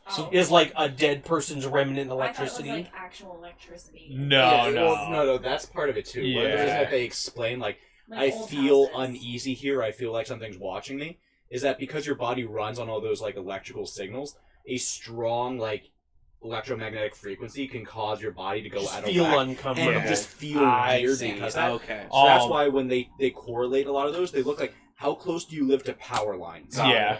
Okay. The weird stuff that happened in my house that like ultimately like was like the weird part. It was owned by a woman named Helen before. That's a fucking haunting name right there. Right? That's the Karen of Did you know her hauntings. name was carved in the back door? No, Pointed out to your mom. no, Mm-hmm. it's kind of cool. But it was her name was It's Helen, like, and she like pretty much grew up in that house and everything like that. And it's like looking back, like I was a super young kid, and I'd always get these weird vibes from the one room, and it was only like the one room. Which room? You're the one you were standing I for a didn't while. have anything with it. Yeah, no, it disappeared. So that's the whole thing. What we eventually made into a room for her was my room growing up, and I remember like sitting there and like getting these weird uneasy vibes as a kid, like just hey, I'm totally normal, and then all of a sudden it's like ooh, what the fuck? And then it was like I was sleeping in my bed the one time, I see a fucking dog run through the fucking room really quick, and I'm like, and I yell at my mom. She comes in, there's nothing. See a girl standing at the end of my bed one day. Yell at my mom, nothing's there. And it's like, I'm talking like lights are still on type shit. So it's like all like weird shit like that used to happen. And then there was this one weird event that happened with my mom that like, it was the end of all those events. My mom was standing in a room, and all of a sudden I hear her crying, and I'm like, what the hell? The back room. I yeah. don't like that room. So I go to the back room, Nope. and she's crying. This but- is upstairs? Yeah, and she's crying, and I'm like, is everything okay? Like, I'm still super young. Everything's fine. Years later, we're talking about that. She was standing in that room. She said it smelled in that room like there was the most intense scent of, like, flowers, like, ever. And she had worked in floral shops her whole life. She still works in floral shops to this day. But she said it was the most intense that she has ever smelled flowers in her entire life. And she said all of a sudden this weird feeling came over her, like, everything is okay right now. Yeah. And it just went... It was overwhelming. And it was gone. Yeah.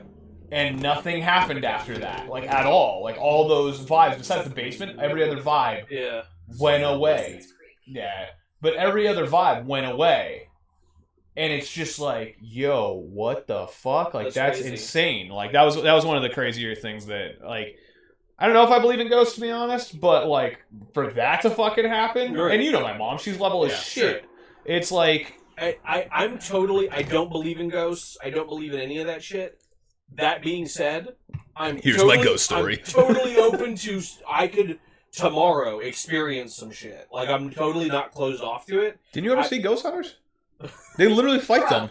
Bro, something touched Bro, fuck you, I'm gonna kick you in your ghost nuts. Bro, What's you it? Disturbed and rattled.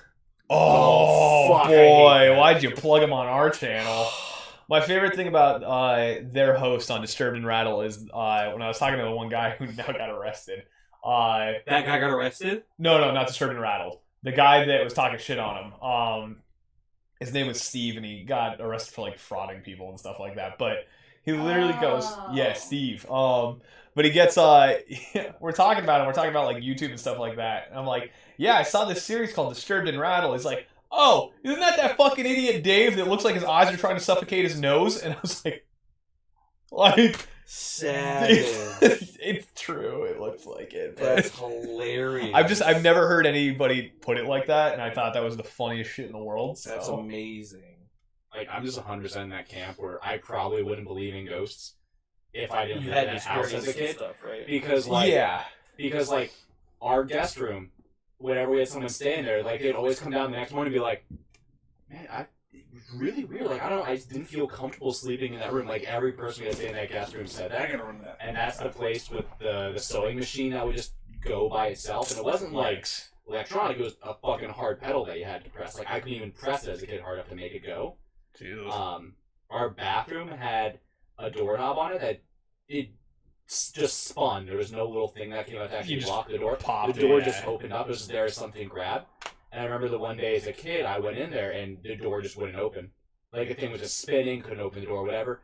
Eventually, I just gave up and just sat there, and the door just opened by itself. That's weird. Like, lots of weird stuff happened at that house to the point where it's like, I have to believe in something. Why is this not our Halloween cast right now? I guess we just never brought it up before. Then I went to the prison in, is it Jim Thorpe? Yeah, that prison's awesome, With the dude. handprint on the wall? Yeah. Is So- the handprint still there? 'Cause Yes. they Yeah. just scrub it off and paint over and still. Well, no, that's the whole story behind it. They eventually preserved it now. Oh, it's preserved. now. Yeah. I might still be in their, like, guidebook thing that they have. Really? Yeah, because I went there and they took you down to solitary confinement, and they're like, the guy who's our tour guide's like, hey, I always take a picture down here just in case we see something. I was like in the back of the group. And the guy takes a picture, looks at the camera, looks up at me, and I see him give like a little like quizzical look.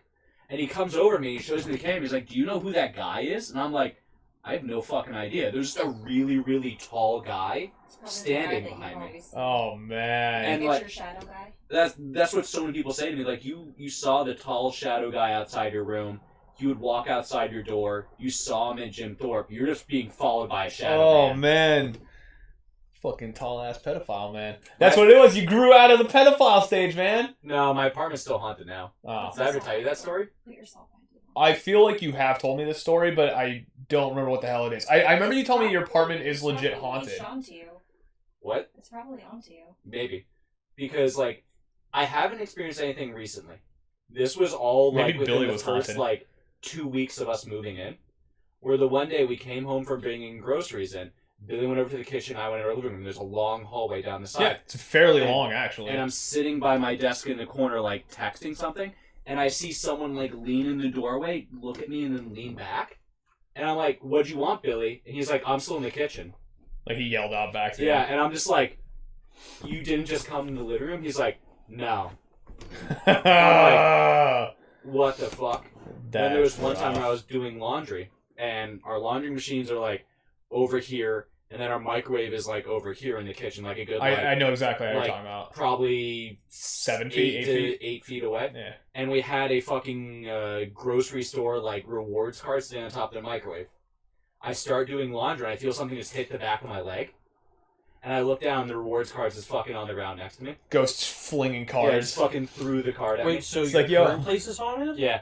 It was, apparently. I Yeah, think it was I Billy's haven't- haunted. It was Billy. I haven't, like, had anything happen within, like, it was all, like, the first 2 weeks that we moved in, and, like, nothing else after that. There was one time we put the garbage can in the middle of the room.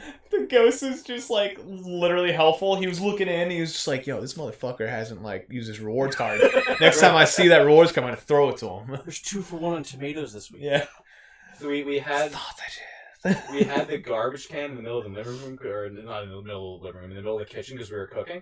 And I walk into the living room and Billy was in there, and I just hear like this rattling noise from the kitchen. And I'm like, "The fuck is that?" So I peek down the hallway and I could see just the garbage can just shaking.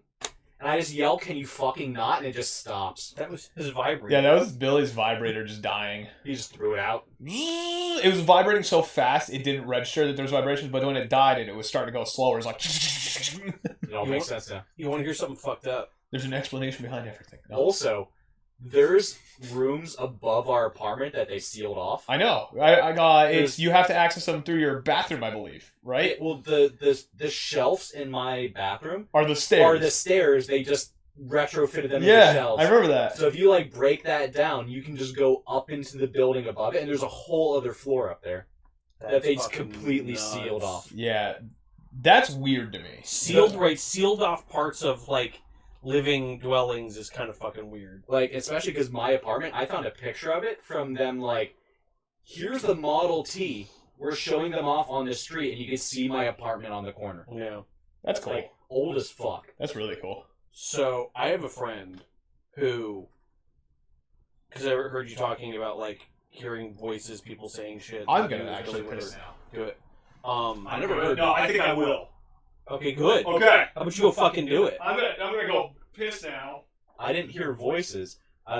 You've never been inside my apartment. No. But it's living room, long hallway, kitchen. Yeah. Like, the hallway is pretty long. Sure. Because there's multiple rooms and stuff in between.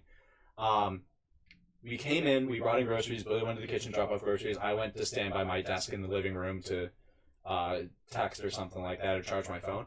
And I saw someone, like, peek through the doorway and then go back. And I was like, Billy, was that you? Like, what'd you want? And he's like, I'm still in the kitchen. Weird. And I was like, all right, here it goes again. Fuck. So, I have a buddy of mine who kept hearing things. So, he's a guy I work with, and we would be, like, chilling in, like, our workspace, and he'd be like, what was that? I'm like, nobody said anything. And that happened for, like, months. And he's telling me stories where, like, he's having a... He like, hears his wife, like, say something, and so he's having a conversation with her. Hold on, really quick, just to interject. Something just fucked me up. I'm pretty sure Travis is hanging something up downstairs, but As I'm walking through the fucking rooms just right here, I'm like, motherfucker! Like, okay, sorry, go ahead. Just fuck with me. So, like, he hears his wife talking, and he's having a conversation with her. Like, she says something, and he's just saying something back. Or, like, he's over his dad's house, and he hears his dad saying something, whatever, and he turns around and his wife's not there. And she comes in, like, the room, like, later, and She's like, been dead for 20 years, directed by M. Night Shyamalan. and she's like, who the fuck are you talking to? And she's like, you said this, whatever. And she's like, I was just getting groceries in from the car. I wasn't even in here. And like, same thing with the dad or whatever. And he's saying all this shit in... She must have... Can you imagine she was like a super petty, like, oh, must have been your other wife. Right? Fast forward, he had started taking some new, like, allergy medicine or some shit as like a once a day thing, and one of the side effects is hallucinations, and he was just straight up hallucinating. Oh, boy, like you hear about those side effects, and everybody's just like, that shit. He straight up was having hallucinations. I shared an office with him, and it would be dead silent. I'd be sitting there typing away at something, he'd be like, "What'd you say?"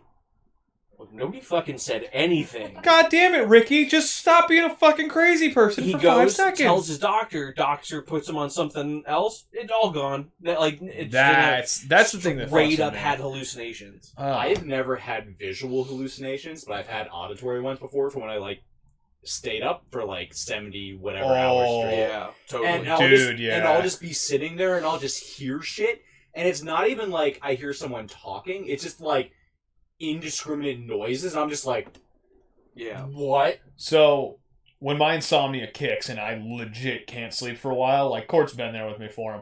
I'm generally very quiet about it, but yeah, no, I trip balls off my brain trying to, what is it, like serotonin is trying to enter your brain and melatonin. So melatonin is trying to enter my brain, and it's just like, you can't, bro, I can't sleep yet, and I'm like sitting there, I will see shit, like here is like. This is my full vision. Here is what my eyes focus on after, like, about 2 days of, like, just not sleeping well at all, like, if any. All this is just fucking crazy all the time. Like, there are times where like, I'll be sitting here on my computer, and it's like, I've got an ultra-wide monitor, just kind of give you perspective. I'll be looking at a screen. I will see shit, like, hand enter my fucking field of view over here. It's so but it's like, I've gotten so used to it. When I first started getting insomnia, it scared the shit out of me, because I'm like, I'm just going crazy. Now it doesn't fucking bother me, because I'm like, oh, I'm just not going crazy, I just suck at sleeping. When I take ZQuil during those periods, it's even worse, because if I don't go to sleep, like, immediately, I'll be awake, my brain will start doing that shit over here. If I try to go to sleep during that, I can't, because my brain's already thinking that it's, like, already trying to sleep. So I'll be sitting there with insomnia, fucked up on ZQuil, in my bed, just trying to be like, come on, man, I just want to watch fucking Futurama. Just stop, man. There's such a weird process I have to, like, I'll have to, like, go out to the bathroom or something like that, walk back in, like just kind of take like a walk and just like deep breaths and like try and reset myself. And then I tell myself, "You're comfortable, man. Just fall asleep." And I'll like get in my bed. I'm like, "Man, this is real comfy," and everything like immediately. So that's kind of a weird, fun one for you. So that same guy I was talking about, Ricky, talking about visual hallucinations. When his first son was born, he had a lot of like complications, and so they were in like the intensive care unit for like a week or something when he was first born. And he's like, he just didn't sleep that whole week because he's just like, he's going crazy, stress. You know, like he's in the room with the kid, just watching the kid, and he's like, I saw some like purple dinosaur shit. Like he's like, I fucking saw crazy shit, like just like right across my face, like acid trip. I've never really gotten to that point unless there was like, it was a long time ago, but it would have been probably around, I was like early 20s when I didn't sleep for a while. No, actually a lot more recent. During the whole Peyton shit, when we were filming Peyton, and I was sleeping for like an hour or two a night during that whole fucking process. I remember towards the end of it, I was seeing people at work, because I'm like working during the days, filming at night, editing after that, falling asleep for like an hour, doing the same for like a week straight. And I remember like I'd be at work and like I wasn't even like functioning at that point. I remember I'd like see a customer like, "Can I help you?" And then I like, my brain would be like, "Nope, there's nobody there, bro." And I'd be like, fuck, okay, you might be tired. That's hilarious. We've talked about this before, but I just can't do Z-Quil or like any kind of quill. You could. Like, you want to do it right now? Do you want to do it on stream? You want to get fucked up like the time Larry gave me that medication that was non-drowsy, quote unquote, and I took 2 of them and it was drooling literally all over myself? Yeah, that was fucking. That was scary. So and whenever the fact that anybody let him, you drove home, right? Yeah, you fucks let me drive home fucked up on this allergy medication, which is like Z-Quil. That's awesome. I'm like, I'm fine. And I'm fucking driving home. Like, you fucks let me drive home. That's awesome. Yeah, it's so funny. That might be, in all honesty, that might be an allergic reaction. What's funny? No, it was like, don't take this. Take like a half a capsule if you need to. We read it afterwards, like after we took everything, and like he took 2, and he was like dying. So I'm like, I wonder how bad it could possibly be. So I took 2, and then we read it, and it's like, don't take more than 1 in every like 48 hours. And we're like, oh fuck. Here's the exact situation. Holy crap, man. I'm getting really, like, sneezy from your dog here. My allergies are really flaring up. Larry goes out of the room for, like, 5 minutes. Comes back in. "Hey, man, these are not drowsy." And just fucking shoots me over whatever the fuck these things were. And this like, is the good shit. And it's like Benadryl Ultra Plus. And I remember sitting on the couch during the stream. You guys are still going. And I'm like, nah. I remember we extended that stream way past when it was supposed to go because they wanted me to be coherent for the ride home. That's hilarious. So, and I remember it was to the point like, I remember driving you back to my house because you parked in my house that day. And that was the thing. I remember we extended the stream and everything like that. And I remember like when I started like, hey, I can function again. That's when we ended it and we did that. So it's like you guys didn't let me just go home. And I'm like, nah, like dying. That would have been awful. That was a weird day though. What a shitty stream. But whenever I try to take something, that's one of those things that's like, this is supposed to make you drowsy. Yeah. My body goes, "Are you dying? You're not allowed to die yet." And it like kicks into overdrive. And my body temperature just shoots up.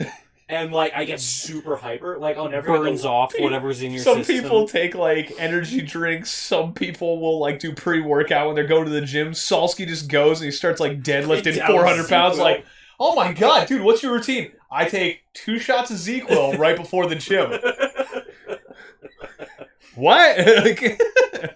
Like the one time I took it, like as a kid, I took it, then I just stayed up all night, and my mom came back and she's like, "Did you sleep well?" And I'm just like, "What the fuck is sleep?" Did you sleep well? Sleep is not a friend of mine. I know him not. The reason I suggested it might have been an allergic reaction was because my sister, when she was young, got sick.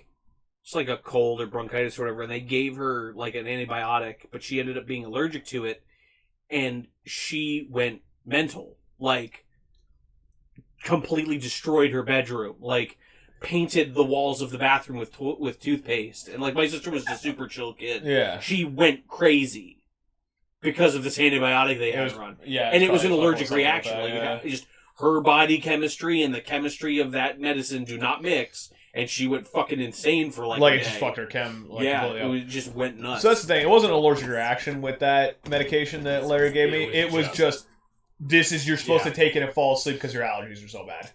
And he told me it was non-drowsy. Yeah, and for me, I just stuff that's supposed to cause you to like get knocked out just Has the doesn't opposite work effect. with me. Yo, it hit different. Or even like it will. Like when I had my wisdom teeth taken out, they put me under, and like they took out 2 of the 4, and then I just woke up, and I'm like, "Sup?"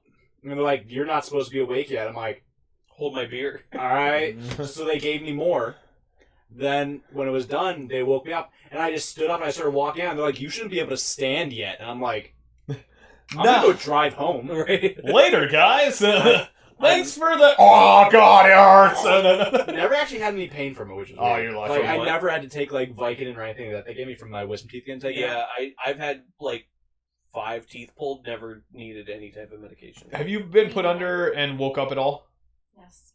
I've never been put under. I've had the gas. I've never been straight up like I've never had a surgery. I've never. Had But have you woken up during that, like in a bad situation? Yes. during the gas? Yeah. No. Oh, The gas was great. I remember when I broke my nose and they were restructuring my nose, and I woke up and apparently tried to like kill the doctor because I thought he was choking me.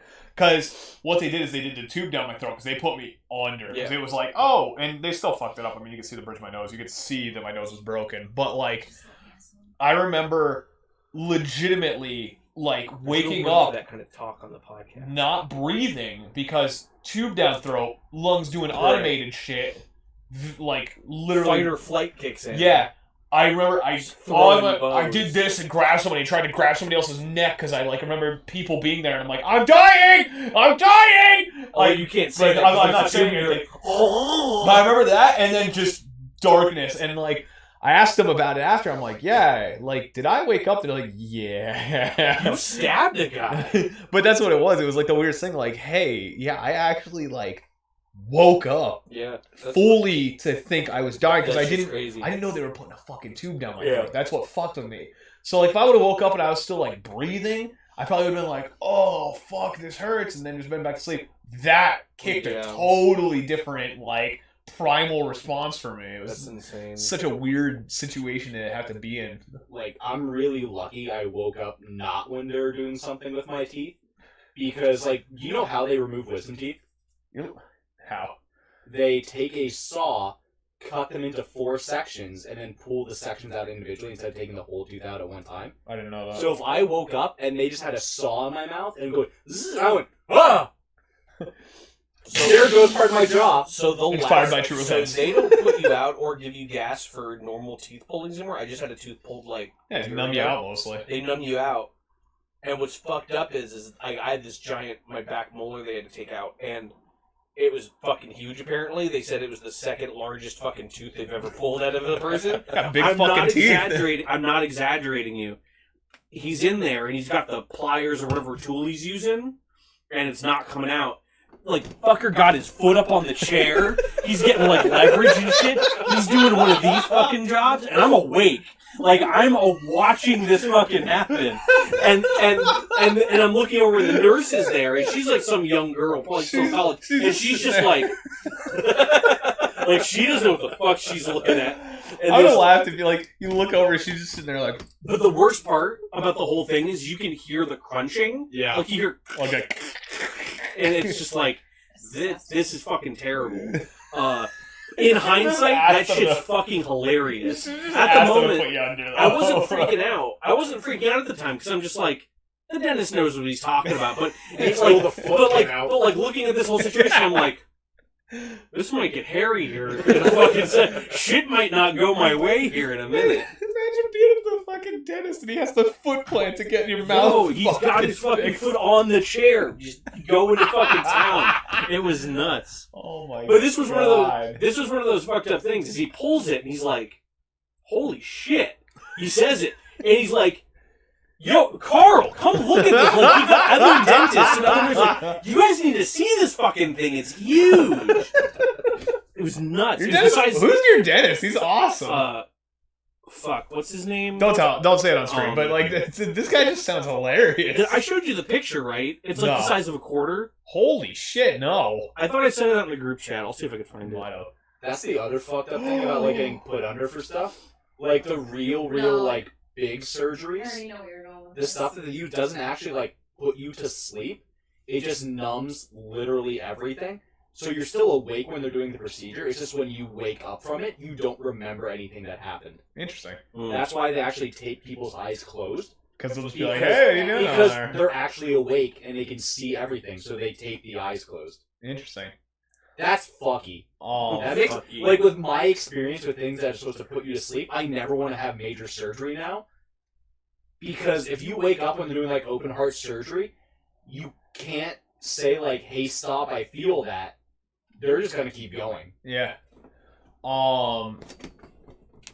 So I'm writing right now. We're talking about the teeth thing. I'm writing a horror movie about teeth. You know about this. No, I do. Do you not? Really? No. No, I did talk to you about this. I got my fake teeth in, by the way.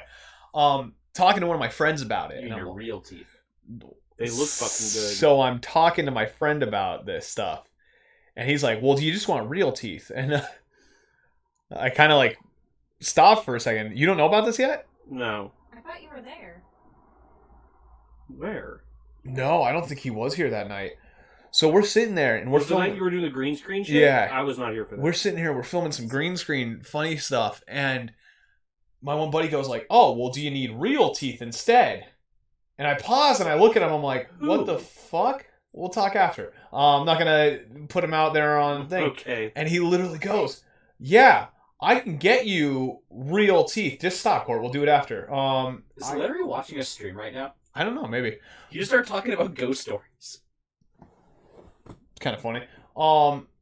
I literally go, "Double mic!" Yo, what's up, user Detron? Yeah, you can probably hear a little bit of reverb. We're actually working on getting that fixed, but this is the only way. We've been that fixed for a while. We're just lazy and bad at things. Yeah, pretty much. But yeah, he's like, "Yeah, I can get rotting real teeth, or I can get just good real teeth." And I was like, apparently we're gonna have some real teeth for this shoot. That's I hosted and you didn't say thank you. Oh my god, I didn't even get that notification. Yeah, I was gonna say I didn't see anything. Well, But thank you for that, Tron. Here, hold on. Oh, it didn't scroll up. Yeah, I see that 4 minutes ago.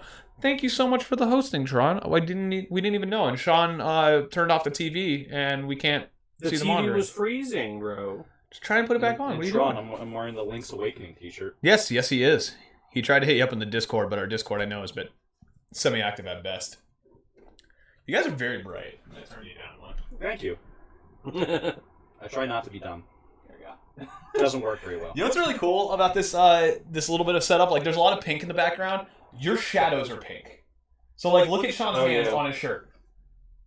Yeah. That's the coolest thing, because it's like only the shadows are really like the pink part. So it's just like it's a cool aesthetic that we kind of got here. It's kind of cool what we got going on here. Anyway, how long have we been rambling for? We've been rambling for an hour and a half. Jesus. Yeah, about ghosts, ghost stories. Good thing we only have a week of news to go over. Yeah, we only have 1 week of news to go over since the last time we streamed. I don't even really care about a lot of this, to be honest. You dropped a lot. Holy shit. Well, this is multiple weeks where each time you're like, alright, let's do it. And I'm like, cool, time to add some more that we can go over. And then, like, it didn't, so it just compounded. That's a big-ass tooth. What was it? I'll just send it to you. Okay. What about me? We were talking about I'll Sean's send it to you. big monster tooth. Lucky. Monster teeth. We used to call him big old horse tooth. Monster tooth. Big old horse tooth. Like, here comes horse tooth. It's a big old fucking horse tooth. I have my snaggle tooth Horse out there. teeth, horse balls. We don't have the horse balls on the board anymore. I took that off at the beginning of quarantine last week.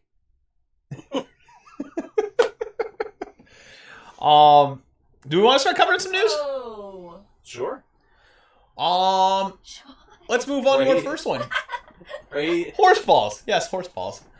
WWE reportedly bans its stars from third-party engagement. Now, despite what that may seem, it just says that they have to, if they're going to appear on screen or if they are going to, like, be acting, it has to be a WWE sanctioned event. And it's not in 4K, it's in 8K. So- Up there.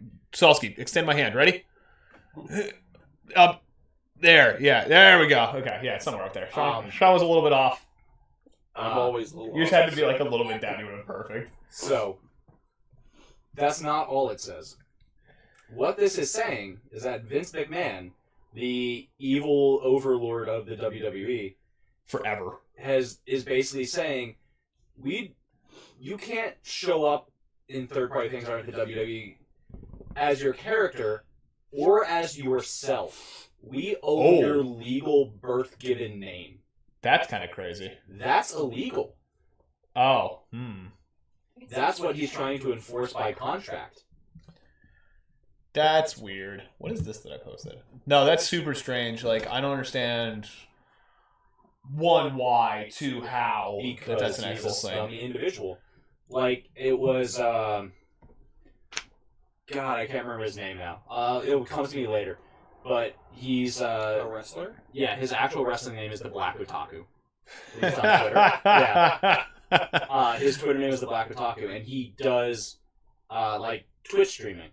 And he did a charity live stream because he's a celebrity. Under his normal name? Under his normal name. Okay. And they're like, you can't do that anymore because we own you. And he's like, but I'm not doing this as my WWE person. I'm doing this as me. And they're like, no, we own you. And he's like, that's not allowed. And then this whole shenanigans happened.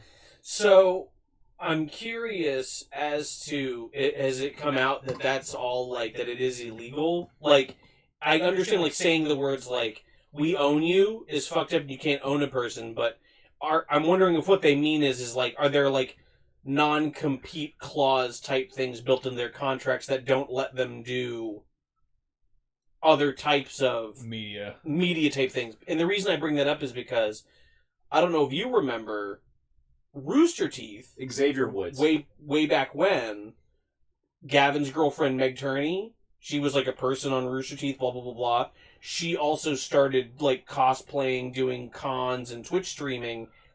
They had this non-compete clause thing, and they're like, you got to choose one or the other. You either stay working for Rooster Teeth, or you go do your cosplay Twitch streaming shit. And she opted to go do the Twitch playing. Yeah, now she shit. ranks in the simp. Blah blah blah blah. Simp bucks. But my point is that like, even though there's like these, it's kind of like what you're saying, like, oh, I'm over here doing this other thing that has nothing to do with Rooster Teeth shit. Like, if I want to play this thing that I would never play on Rooster Teeth or dress up as people, like, and I wouldn't do that over here, like, why should I be able to do that? It's just part of their non-complete clause. It's not, but he's been doing podcasts and his Twitch streaming thing and for years now, and it's never been a problem. Oh, okay. It's recently that Vince McMahon has been going, because he's seeing the bucks. We own your legal name is the part that's throwing people off. Because it's like, you own that, their personality. So if sure, that's a personality. So if he was Twitch streaming as the Black Otaku, Sweaty Sphincter, would that have been all right? If his Twitch username is Sweaty Sphincter, just make another character at that point. Just that's make a wrestling guy persona that's not your regular wrestling guy persona, or I am. Oh shit! There's a cat. I am the Cheetos. Yeah, Cheeto Man. It's just a guy in a Cheeto costume. It's like, this isn't me, Mr. McMahon. I am not the Cheeto Man. He just has Cheeto dust all over his fucking hands while he's trying to tell him now. That's weird. I don't like that at all. Super fucked up. Yeah. Long story short, Vince McMahon, evil overlord of WWE, is trying to steal people's real names for his. I'm kind of surprised that they're starting to see the. Yeah. How old is he now? Crazy. How old is he now? Hey, what do you do in the audience at a wrestling show? Anyway. He's gotta be, what, 70s? Right, like, he's gotta Tron, be send us a clip of your best one-handed clap. Really losing it. Yeah. Like, I feel like if you're that rich, and you're getting to be that old, throw the towel in and be like, I'm gonna go do me for the last however many years I might have. Whatever happened to Shane? His daughter still involved? His daughter and Shane are still involved. Really? Yeah. But, like, and Triple H, he's still, because like, she's married to Triple H. Yeah. But, like, he's still the head honcho. The guy, yeah. No, I was just wondering, because, like, I remember Shane being, like, a super big person back in the old WWF days, when I used to watch it, like, 99, 2000s and all that. know what happened to him after that, and you never really hear about him. You still hear about like Vince, but not him. So that's what I was wondering. I think you only hear about Vince so much because he's such an actual villain. Like, if there's ever anyone, like, not a corporation, but a singular person who is an actual, like, real life villain, it could be Vince. Wait. Oh, you didn't hear about this? No, I heard about this, but who said that this is a death sentence? Sweeney? Tim Sweeney is saying this? Yeah. Okay. I know most of the story. I didn't see that quote, and that is the funniest shit in the world, and I hope that fucking Apple takes a hard stance with us here. Who's Tim Sweeney? Bane the Luchador. Tim Sweeney is a piece of shit. Who is he really? Well, I mean, who is he also? Yeah, who's he really? A real piece of shit. God, we haven't said that in week. The Yar Posse. Yeah, dude. I had my Yar Posse, my Yarpo shirt on the other day at work. At work. Yeah. What's so funny is I actually helped a customer before I even had my shirt on because they were waiting at the front lines at H.H. Gregg. And I just had the Yarpo shirt on. I was just like, go ahead, ask about it. Ask about it, you piece of shit. You want to hear something super in my head, I'm like, oh, you guys work at H.H. Gregg. But I didn't say H.H. Gregg. I'm like, oh, you guys work at G.G. Allen's. H.H. Gregg, G.G. Allen's, Shitfest Palooza. Totally different things. That's so fucked up. So Tim Sweeney is the CEO of Epic Games. Oh, you might know that tiny little company, you know. Apple recently banned two things. Fortnite and the Unreal Dev Kit. So you weren't able to actually develop for iOS if you were using Unreal. I think that portion has been revealed. Yeah, the portion of banning any game with Unreal Engine was revoked. Yeah. Because that's going far. But Fortnite is still removed because, like, it's just a particular property. No, it was they essentially breached the biggest thing is it was financial things. You weren't supposed to do certain things with like how you did microtransactions. They breached the fucking contract. It was with the terms and conditions of being on the Apple Store or the Google Store. It's like, hey, whenever you do a microtransaction in your game, Google or Apple gets a certain percentage of it, 30%. And now they went, hey, so they don't get that 30%. We're gonna add our own store like inside the game that bypasses it so that Apple doesn't get their cut. And they're like, part of the TOS of being on our thing says that all your microtransactions we have to get a cut of. Makes sense. So your game's not going to be on here anymore. And it probably wouldn't have been such a bad thing if they didn't make a commercial and T-shirts talking about how they're going to split from Apple and get all of their money. Yeah. Literally made a commercial about, hey, guess what? Apple's not getting any money anymore. It's all going to us. Yeah. And Apple went, well, fuck you just then. Rub that shit in their nose. It's like, okay. So, Apple deletes it, and it's been a couple weeks now. Like, it's been weeks, literally. They even put up, like, a response video where, like, it was, like, rallying the troops and shit. The biggest thing is, like, it's a back and forth. Wow. The thing is, they went from going, we're going to try to get, I think it's 30% is the cut, we're going to try to get 30% more money off of all the iTunes revenue, to then iTunes and Google Play are moving them from the stores, and then going... Wait, Google Play removed it? Yeah. And then going, well, shit, we're now not on mobile anymore. We're now losing 30% of all of our money now. More than that. Because they were only given a 30% cut. Yeah. They lost 70%. Well, that's the same. It went from we're gaining 30% of our iTunes to losing money 100%. to losing 30% of their overall revenue. Oh. So yeah, now Tim Sweeney, with the article you posted, talking about, it could mean the death of my company. God, if you're listening, please end them. I don't think it's anywhere near. There's so much money there. Even if you lost 33%. You got to think. They've been putting in some massive spending to get those exclusives. They've been putting in massive spending on everything. They've been doing all this. Yeah. Fortnite has been on a decline for a long time, and it's at some of its lowest points. To remove a massive section of that drops it down even further. And you can't, bitch. This could destroy our company. Don't be fucking shady. Dude, oh my god, can you imagine if Epic Games goes under right after the store controversy? That would be like the greatest fucking hilarious karma in history. Did you hear the other part of this story? Where they're like... They also, with their free games, they pay the developers for all the downloads on the free games. So it's like, they're spending. No, about the emails? No. I didn't know So, about this. as I said, Hillary Clinton. Yeah, Hillary Clinton fucking leaked emails. So as I said, Epic Games literally made like commercials that basically said like, "Hey, fuck Apple, we're gonna do what we want." Apple went, "That's how you want to play this?" Then released emails from Sweeney going to Apple, going, "Hey, we're one of your biggest like sellers on your store. Can you please treat us differently? We will literally suck your dick to treat us better than all the other stuff. Like, give us like a discount on the cut so we can make a little bit more money." And Apple's just like, "You're literally going to beg us To try and help bribe. you. Like, beg us to help you, to like advertise your game more and like give you a smaller cut to help you out because you're one of our biggest ones and all this stuff. And then you're gonna make that commercial? Suck How a about dick. you fuck yourself?" Right. Leaked emails in an underground bunker. It's not even an underground bunker. Say what you will about Apple. They are pretty hardcore when it comes to like the policies that they have, like their privacy policy. I don't know if you remember the whole FBI case where they wanted a suspect's phone unlocked and everything like that. Apple sticks to their guns with shit. It's one of those like, nope, we put this in place. They caved eventually. No, the FBI ended up hacking the phone. They ended up like putting like, hey, here's our best cyber fucking crack team. Sure. And they eventually found a gateway through, and then Apple actually paid them for the info on how to do it, so that way they could patch that vulnerability. Yeah. So it's kind of crazy. Like Apple with that, and then on this, it's like, hey, this company's starting to like fuck with us. Give them the hammer, and it's true. Fortnite is one of the biggest apps. It's one of the biggest ever. Wow. It is the biggest. Is it the biggest? Okay. I didn't want to make that bold statement because I would have more faith in humanity, but I guess my faith in humanity destroyed. If not the most downloaded, it is the most grossing. It's one of the two. So that's the most insane thing. And then for them to be like, okay, they're $1 billion company. Tim Sweeney doesn't own a $1 billion company. Apple does. They were the first $1 billion company in and of themselves. Banhammer. Immediately. That's amazing. Mm-hmm. That's fucking amazing. I love it. Wow. Fuck Epic, man. Oh my god.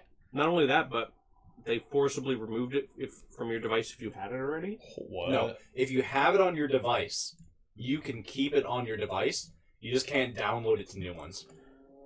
That's interesting. So it's just gonna See, I thought I had it trickle because there was away. this weird thing where, like, when the note came out, it was like, comes with Fortnite pre-installed, but I don't have it on here anymore. I don't distinctly remember uninstalling it. I would hope you would. What the hell? Well, so that's another weird thing they did, at least Samsung, on a weird tangent. They created this thing called Game Center, and so it's like an app that houses all your games. So they're kind of really out of sight, out of mind. Like, I never, you know, like I'd never look at them unless I'm actually going in to play something. It's kind of an interesting thing to have like a whole different. It's a like folder. menu, It's a folder for. But there's a whole other shit with like how Google Games, like, it goes to your gamer score. Like, it's actually a cool infrastructure. That's all, like, well and good. Because Game Center is on Apple as well. I don't know that it's called Game Center. Give me a second. I think Game Center's the Game Launcher is what it's called on. And I don't know if that's a Google thing, or that's a Samsung thing. I don't remember. But again, like I said, it's out of sight, out of mind, because it's not like Fortnite's hanging out in my phone for me to see every day. Because if it was, I would have deleted it. I gotcha. I see the Ubisoft thing, and I already know what you're going to talk about, and it's the funniest shit. We're going to talk about the one Tom Clancy game coming up, but before that, the state of play from PlayStation. This is just not a long story. It's there was supposed to be nothing. For what? Sony literally came out and went, "We're not releasing any PS5 news at all until like we decide until like November or something." They said. You know, next week's the.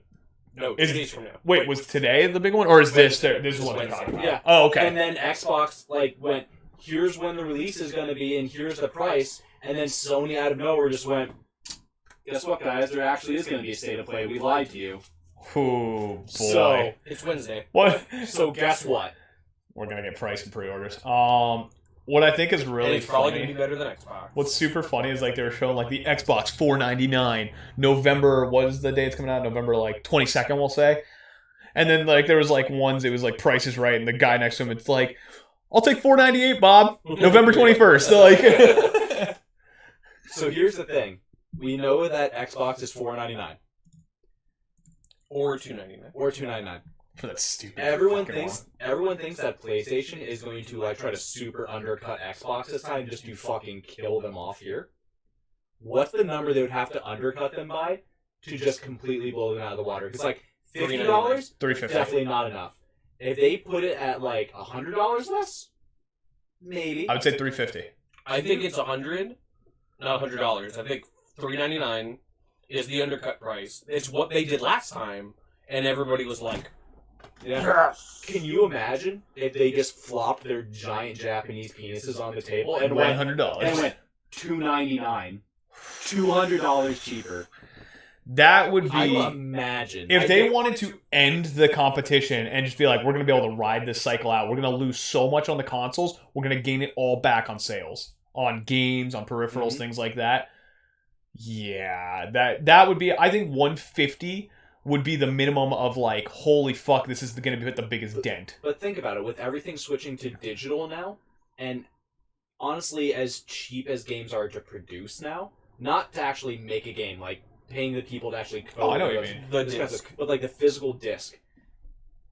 With those inflated costs, especially with digital, at $200 off the price of the console, if it's popular enough, I 100% can see them making that back. Oh, yeah. 150%. I want to see the $299 price point. And just then, as the biggest fuck you that you've ever and seen. then $299 and then like, I don't know, $250 or $200 for the digital. That'd be And so... just like... That'd be such a blow. Oh my god, what does Xbox even do at that point? See, That would I make have a hard Xbox time- cut the price down. See, this is the thing, though. They always say that whenever a console first comes out, it's already, like, say they priced it at $5. Mhm. That's already at a deficit. Like, Yeah. they're already losing money. So to then shave another $200 off of it Per console. But it's per unit, but it's never been as big as a deficit as you might think. Like the PS5 was sold as a deficit, but it was a PS4, but it was sold as a deficit of $25 a console. see, I remember them saying, like, PS3 came out, and that was the most overpriced console at the time. That was like a $600 console. That was at a deficit, and they didn't crawl out of that hole for like 2 years. Yeah.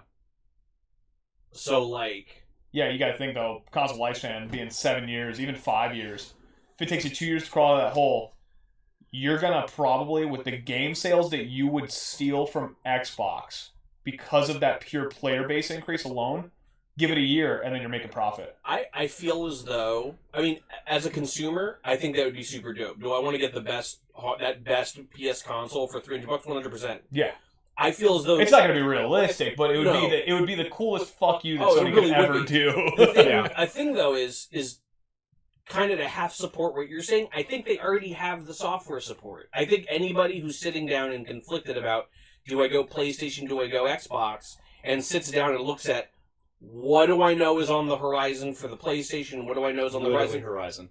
Yeah, literally Horizon. Yeah. No, Literally it's more Horizon. than just Horizon. What but is on the literally horizon? there. Horizon. And then what's on the horizon for Xbox? I think people are just going to go with PlayStation anyway. If you look at I've had this conversation with a lot of people. People hate to argue exclusives because exclusives are a thing that really shouldn't exist. But with two different consoles, they're always going to because they want people to buy one or the other. Same thing with like Whoa, exclusive to there's Netflix. 3 consoles. Mario's on one of them. Sure. Well, no, But same thing as like exclusives to like Netflix or Hulu. Mhm. There's always going to be exclusives. You're never going to get rid of them. Right. You look at PlayStation exclusive and their track record, and in general, it's been absolutely stunning. At least for the 100%. PS4 life cycle. Then you look at Xbox, and you're like, Hot garbage. they had Gears of War which flopped, and they had a Halo that flopped. Like, Do you remember? Do you remember about 10, 15 minutes ago when I told Tron to upload his best single hand clap? yes, the fucking mad lad. Let's see it.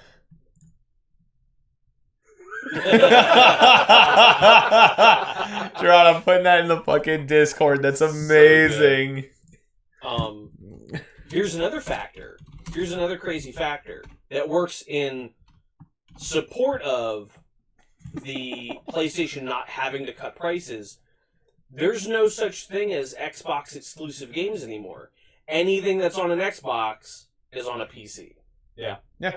So that's a whole other thing. That's a whole other market where it's like, And with those new arts, you have a PC. There is no, even if you wanted to play Xbox shit, like there's no reason for you to get one. Why would you can I just go pick up a PlayStation? Why would I do that in general when the 3070 is the price of a fucking Xbox, and it's so much more? No, but my just point, the graphics no, my card. point, just from a software standpoint, if just you to really wanted to play everything, if you wanted to play every game, I just put Xbox Game Pass on here. exactly, all you need to do is buy a PlayStation, right? I feel like PlayStation doesn't need to. Yes, the fuck you would be great. From a business standpoint, I don't think it's necessary. So I don't think they're going here's to my big thing with themselves. Xbox. Xbox's new service is going to be what the killer is. They're going to a service base. You get Xbox Live, you're going to get Xbox Game Pass, and you're also going to get the Xbox Cloud service. Your games are just going to be open for you. If you're a digital player, that's fucking wet porn for you right there. That's a big old WAP. Big old WAP. What the hell were we saying last night about WAP? Oh, I whacked my pants. But yeah. Yeah. Oh man, I can't believe I just whapped my pants. But that's the thing with Xbox. When their cloud streaming service comes out, that's next level. That's gonna make me buy Xbox Live again. I mean, assuming it's good and it works. It's a lot of people have been doing like the beta testing and everything. It's apparently great.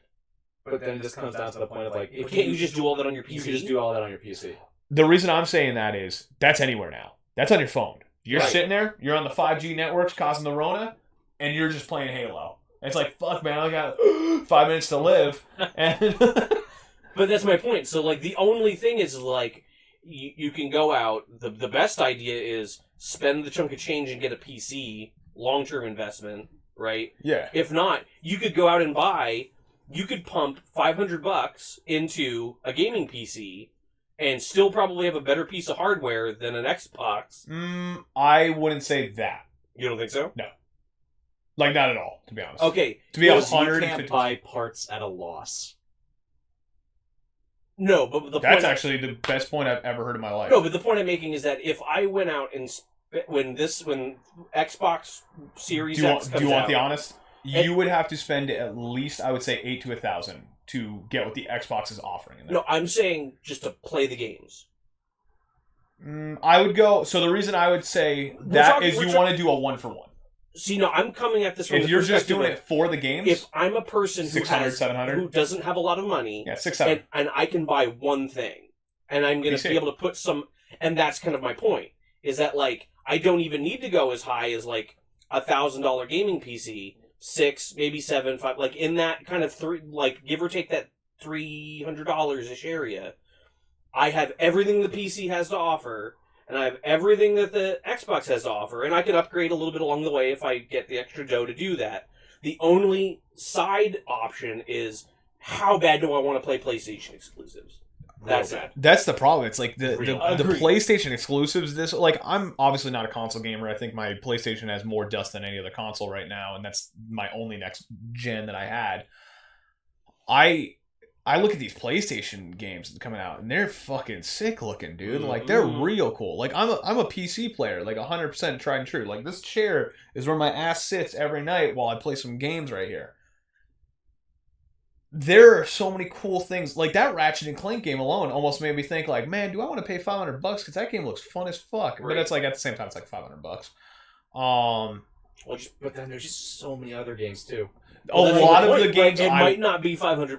The big problem is a lot of those other games that I wanted to play, if you look at them, it's like, come into Steam, and I'm like, fuck, okay, so we're back in that territory. Like, the other one that I really wanted to play was that Monster Hunter cel-shaded looking one, Devil Inside or whatever it is, or Little Devil Inside. Yeah, Little Devil Inside. That game looks awesome. I love the look on it, the aesthetic, the little mini story things that they have. I think it looks awesome.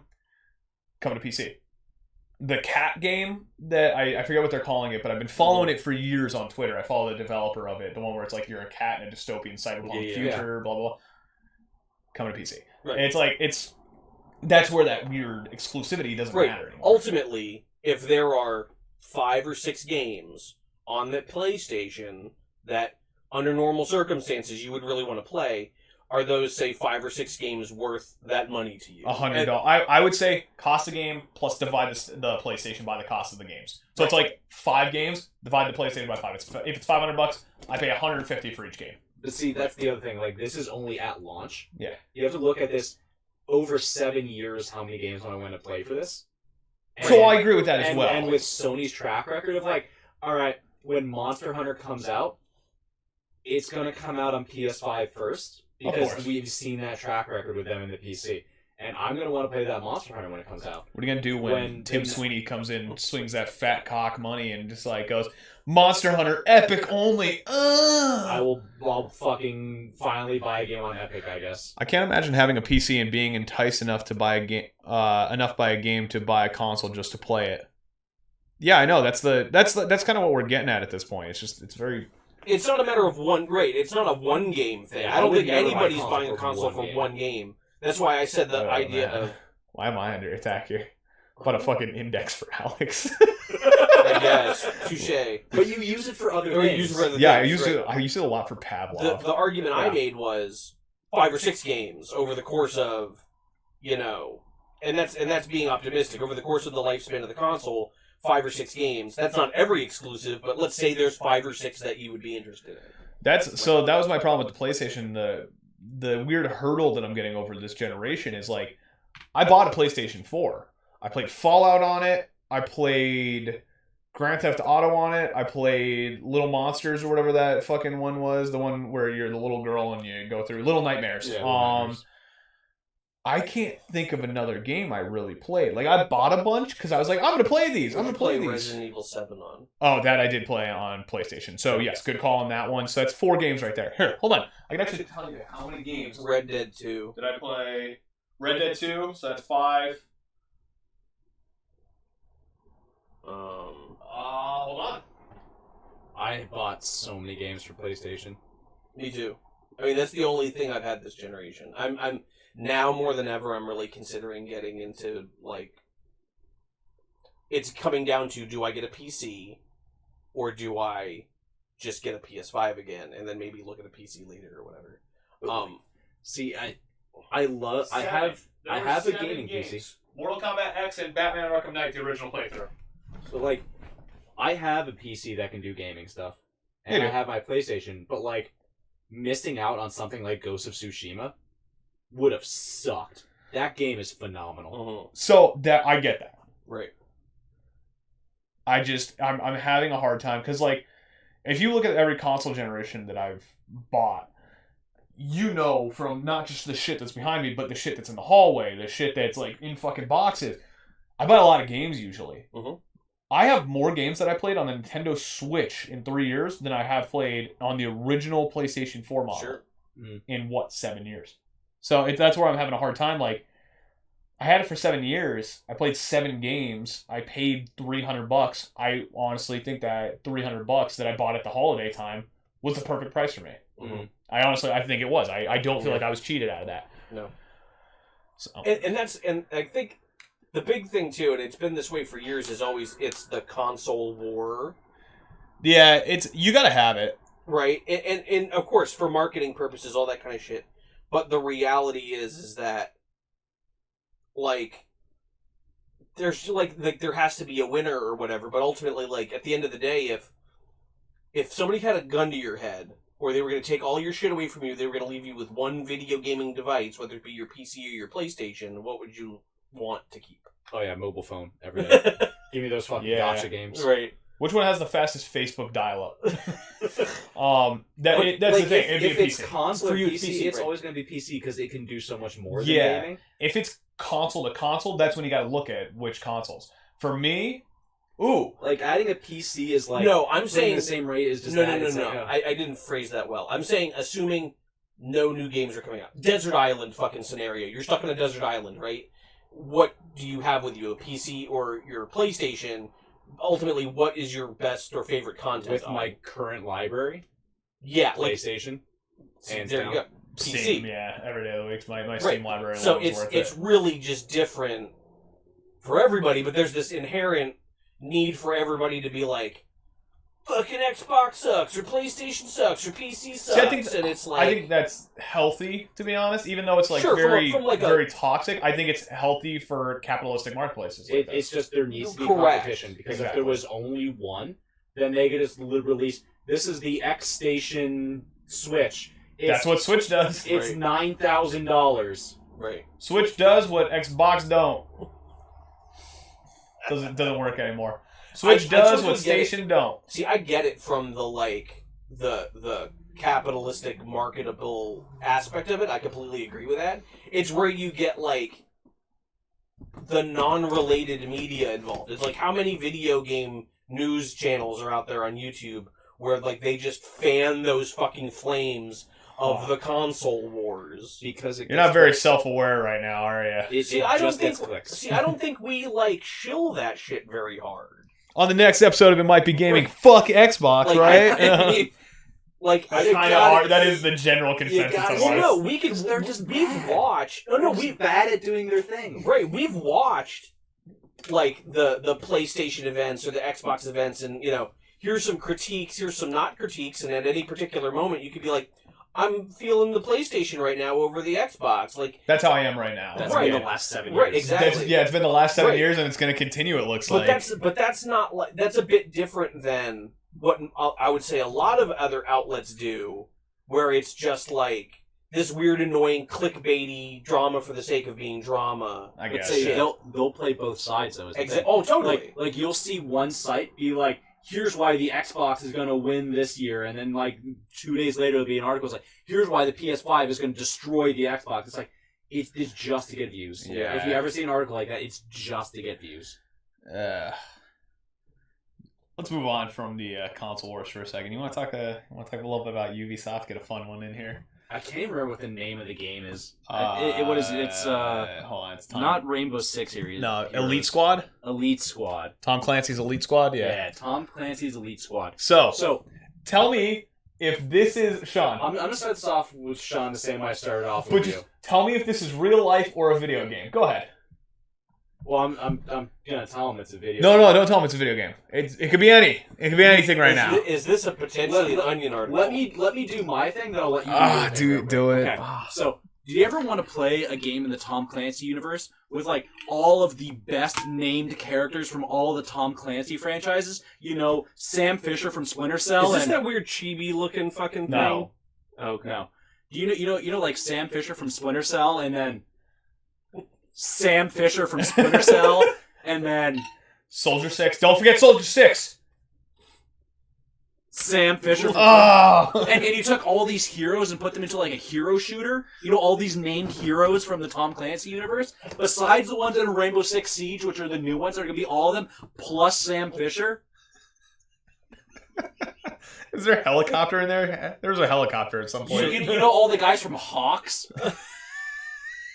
Um, Fucking Hawks? I forgot High about that. altitude something warfare? I forgot about that. I forget what the K is. It's probably fucking stupid. High altitude warfare kings. Yeah, something like Right. that. High altitude warfare combat, I think it is. With Kind a of the K. Fucking more. It's something actually stupid. I remember someone telling me, I'm like, this can't be a real game. Son just Tom fucking Clancy. flying a fighter. Tom Clancy's gonna come back as a fucking zombie to serve justice on this game.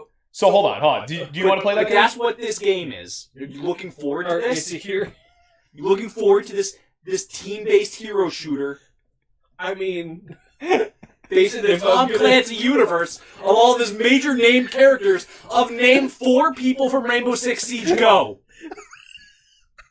I've never played. I know Tachanka, because Tachanka's God. No, hold on. Oh shit. Despite how you're, because I know what this voice is. I know what this is.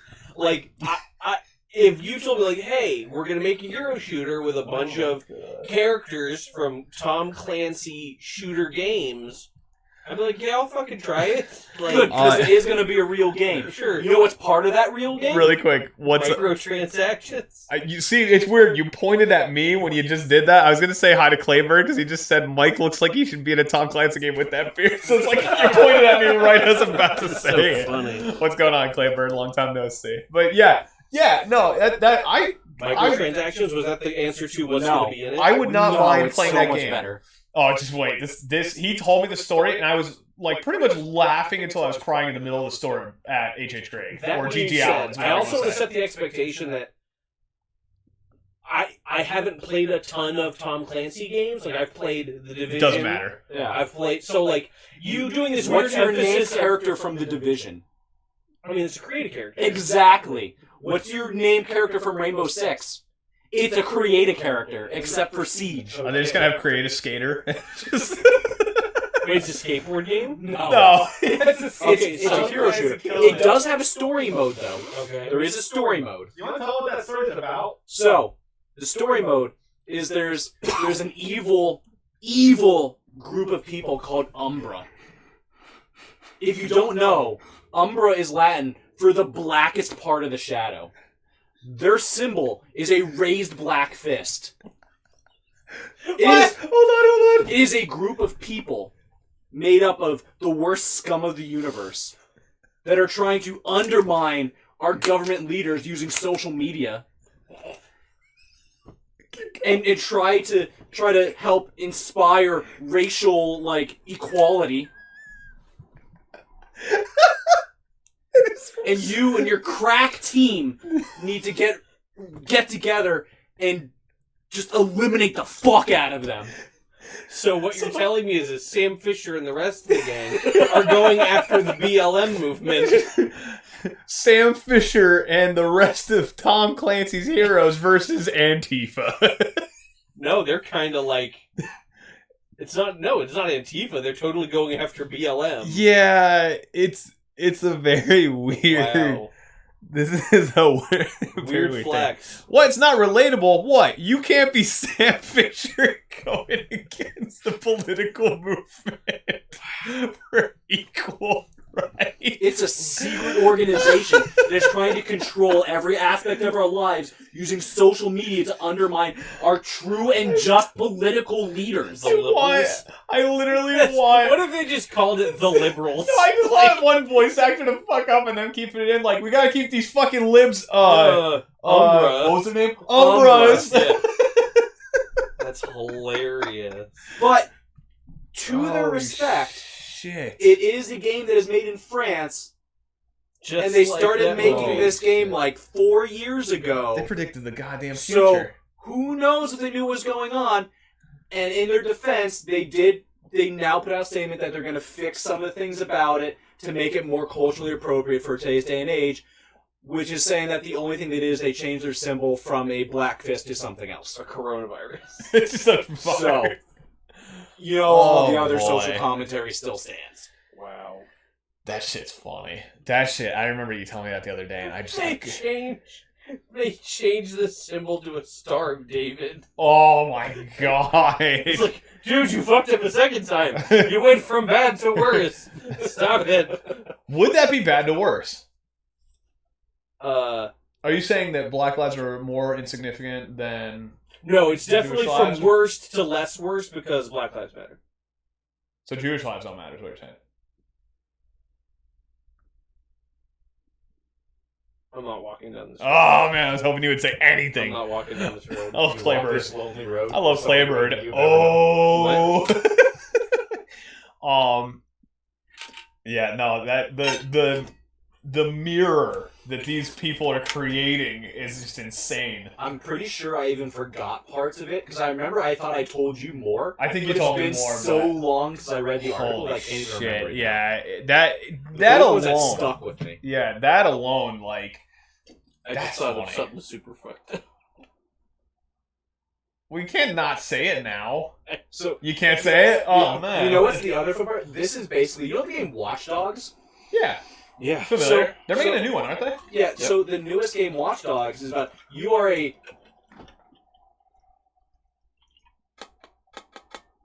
You okay there, Sean? Filling up my What? water. You have a water bottle. Just drink You it took a out. bottle and put it into another bottle. Warm water. Ice. Oh, you have ice. Oh, you Okay. have ice, okay. It's, yeah, I was like, hold on.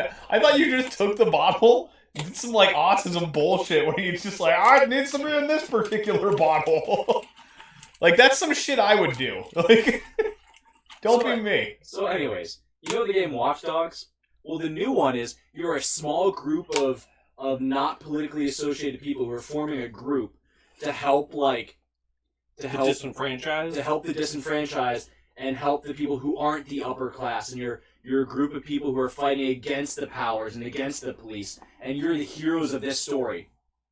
Also made by Ubisoft. They literally made 2 games where one game you are the people you are literally fighting in the other game. Claybird's got a point. We must attack Google and Amazon. That's hilarious. That's actually great. You're doing the Cold War trailer. Did you just post the trailer, or are you gonna? Or are you gonna? Just there just to remind me to talk about. Oh yeah, or because we were gonna talk about how they like censored the Tiananmen Square footage after saying "Don't forget your history." Yeah, that's basically the long and short of it. I just googled Call of Duty Cold War, and that's the first thing that popped I'll tell you up. what, man. The clips that they showed from like the main campaign, it's got me amped a little bit. I'm not gonna lie, because I play the Call of Duty games unpopular for the campaign. So, your favorite ones are like the Black Ops series. Exactly. This is part of the Black Ops series. This is part of like the Woods era too, like the 1 and 2 era. This is, yeah. Well, this kind of would probably take place between 1 and 2, right? Because 2 kind of got futuristic, right? Well, whereas 1 was not. Yeah, it's weird because like 2, you kind of had that back and forth. Like, yeah, there was the future stuff, but you never played the story. You flashed back as well, so like never played. There's a couple fucked up scenes. So this is just during that whole era of Woods' career before he becomes the old man in the home and blah blah blah blah blah. And he's in it, which yes. So the tagline of this game is "Know Your History." Know your history. Mm-hmm. Know your history. In the original trailer, there was a shot of Tiananmen Square. That trailer instantly got banned in China. And because, you have to know your history, nothing actually happened there. So that scene was removed from the trailer and they re-uploaded it. Yeah, I can't believe they would say know your history and then they fabricate that something occurred in Tiananmen Square, the most holy of places on the planet, right outside of Ramadan. But it's... Did I say that right? Ramadan? Ramadan? Ramadan? No, Ramadan. Ramadan? No, Ramadan. Ramadan. Ramadan? Rub it on. Like, apply directly to the forehead, head on. Head on. That's an old joke, man. And if you remember that, you're probably older than 15. You probably applied it directly to the forehead. Yeah, you probably fucking applied it right to your balls. So, the other funny part about knowing your history is when you watch the trailer, do you know who is in charge of sending out all these Black Ops operatives to do all these important missions throughout the world? Can I take a guess? Yeah. George W. Bush. No. Oh. You were close. It was Nixon. Oh, yes. You know what's another part about history where they should know about Nixon? He was friends with George W. Bush. I mean, maybe. They both did 9/11.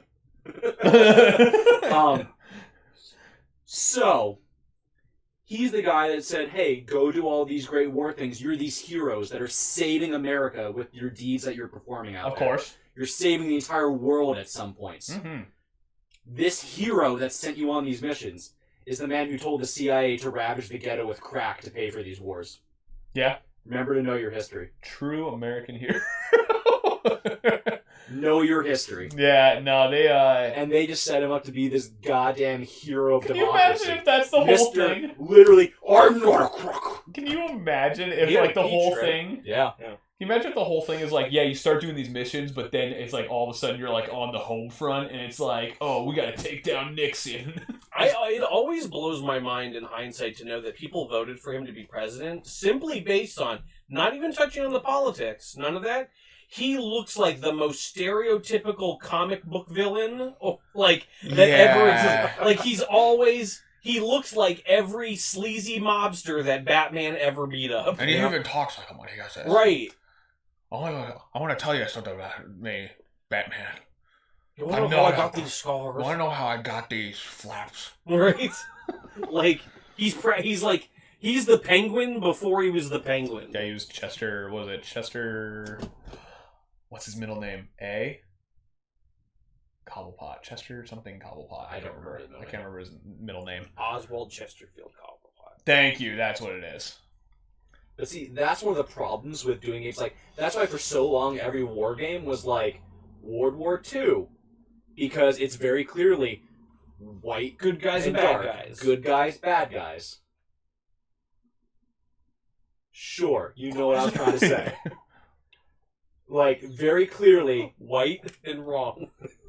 Axes versus allies. like very clearly, there's a divide of the good guys and the bad guys. Yeah, who's the bad guys? Then you get... Was that the white or the dark that you just said, or the light or dark that you just said? Yes. He slipped into a Star Wars moment Yeah, there. the light side the and light the side, dark the dark side of the That's Force. why all the war games were always fought with lightsabers.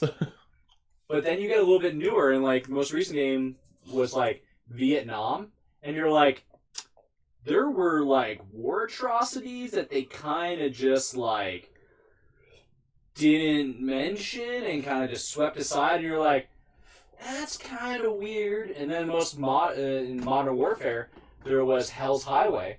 I don't know if you played the most recent campaign. I didn't. Nope. But there's a section called Hell's Highway, which is the part where you go, all right, the Russians are going to bomb the shit out of these civilians on this highway. We got to stop the Russians. The U.S. Army has to sit here and stop the Russians from killing these civilians. Do you know what actually happened on Hell's Highway? No. The U.S. Army bombed a shitload of civilians. Was And when they announced it... Was it in the name of freedom? Probably. It makes it Because alright. you can do anything in the name of freedom. God bless America. But, like, when they said, like, oh, we just named it Hell's Highway because it's, like, a bad thing that happened on a highway. It wasn't actually supposed to be referencing that one point in history. But I'm like, you're in a country that Hell's Highway took place in, and you're playing a mission called Hell's Highway. How are people not going to make this correlation? The highway signs are the same Remember. to the actual highway. Maybe Remember. if we play an AC/DC song in the background, Highway to Hell. Yeah. Remember, know your history. Then you get even more modern. God bless Call of Duty. And you start talking about Nixon. And you're like, now people actually know this person. There are people who are alive when he was in presidency right now. Like, fuck, man. Know your history? Yeah. I'll tell you what. I don't care about any of that Me neither. because I really want to play a new Call of Duty game. Yep. If we gotta bomb a couple more civilians on a highway Did to you get not another play good Modern Call of Duty. Warfare? No, I don't really care for them that much. This game, the story was good, like the campaign was good, but as far as like gameplay is concerned and like multiplayer and all that kind of shit, it's like the best and tightest that it's like ever been. Claybird said he played no Russian mission in Modern Warfare 2 and just started mowing down civilians without really thinking about it until he was like done. He's like, "Am I a bad person?" No. That way, that's the goal of the mission. Is it? Yeah. Yeah. Is it? No. Yeah. Is it? Yeah, It is. But yeah, Modern Warfare. No, is he a bad person was for good. not caring? Is the big thing. Oh, for caring? Yeah, for not caring No, until the video end. game, You don't have to shoot though. That is true. I guess. Yeah, you can walk through and just not shoot anybody. Sean's like, that was never an option. Never. I the second that fucking screen appears, fucking my finger impulsively stays here. I fucking sit there and I'm just. Oh no, guys, my trigger broke. It's just shooting by itself. Haha, guys, I don't know what to do. It must be a broken trigger. Oh, God, look at all these civilians. The What? controller's busted. Oh, yeah, so I dropped this once. It doesn't do anything unless I tilt it a specific way this way, and then it locks my trigger out. Oh, that sounds so horrible. Been living with it for 2 years. Doesn't do anything to the controller at all. Sure, I just that noise would drive me nuts. It's when I'm sitting here, you don't hear it. That's a good baby rattle. Yeah, it's an expensive one though. But yeah, I'm very much looking forward to the next Oh one. God, yeah. I'm looking forward to the multiplayer. Right. You know I play the shit out of the multiplayer. Yeah. I Except for the most recent one, which the gameplay itself was really good. Just the maps were so bad. yeah. Yeah, I'm gonna turn it back. I think Blops 4 so far has been like the pinnacle. Like, Blops 4 was the Ooh, shit. So I would go earlier than that. I played 3 and 4. Didn't like either of them. 2. I felt like Blops 4 was damn near perfect. Blops 4 was pretty good. See, the problem with Modern Warfare is that the gameplay was good. Pretty much all of the maps that came out when the game launched were terrible except for like 2 of them. Yeah. Then they started giving you like the remake maps. Like, here's the map from Modern Warfare 1. And you're like, this is a well-designed map. And then it just became good from there. Yeah. But That started for a while, What you you had got all out of the shitty box ones. was I gotcha. Yeah, no, the Modern Warfare games didn't really do anything for me. I actually kind of want to get into Valorant, but I don't want to support Riot Games at the same time, so I'm kind of like... Why? What did they do? They're just kind of shitty to, like, all their employees, so... They're just a Chinese company that does Chinese things. Yeah. Yeah, it's just a little weird. I'll say, like, Valorant is 100% one of those games. Like, I got into the beta when they're doing the whole beta on Twitch thing. Yeah. It's 100% a game that I like to watch. It's like CSGO. I like to watch it. I never want to play it. Because there's no middle ground. If I want to play just for fun and do, like, dumb stuff in it, like, with Call of Duty, if I want to, I could run around with pistols and try to do that, or I could try to use, like, less popular guns. With those games, they're so built on this is competitive that you can't goof around and do that kind of stuff. Yeah, no, I could see that, because that's the thing. It's like... You can't play it for fun. I like playing a lot of competitive stuff, but, like, at the end of the day, like, when it comes to, like, a game that I want to chill with as well, that's why I kind of liked Rocket League, because it was, like, super hyper-competitive, but then also chill. It used to be like that on Counter-Strike back in the CS Source days. Go changed a lot of that aspect to it. But yeah, with Valorant, that's the thing. Like Lemony Lickett, the guy who's in the chat before, he keeps trying to get me to play it. And it's good. I'm not gonna say it's not good. No, it looks it's not fun. what I want to play. Yeah, and that's the thing. It's like I look at it, and it's like I think, oh, that might be cool, and then I just never play it. So, but yeah. Moving on. I don't really care about this next thing, but Okay, I only put it here in case you had something to say about it, because I think it's kind of creepy. But besides that, I don't care. Yeah, there's a Powerpuff Girls live action series in development at the CW instead of Cartoon Network. Yeah. That's the weird part for me. It's all owned by Warner. Yeah, it's just, I don't know. It's just, it is what it is. I don't really. I think it's creepy. I don't want it. But so I think it would be cooler if they kind of did like a The Boys type deal, but like it's later in their life and it's like a Hulu series or like an HBO Max because Cartoon Network. Sure. And it would be like a later in their lives, like they're dealing with it, like maybe Professor died, and now it's just hard and gritty. Yeah, I wouldn't say hard and gritty, but just kind of like Deadpool-y, like this is just the situations it's in. And it's I think it is supposed to be high school. Yeah, no, I don't want that. I want it like I want them to be like later. 25, 30.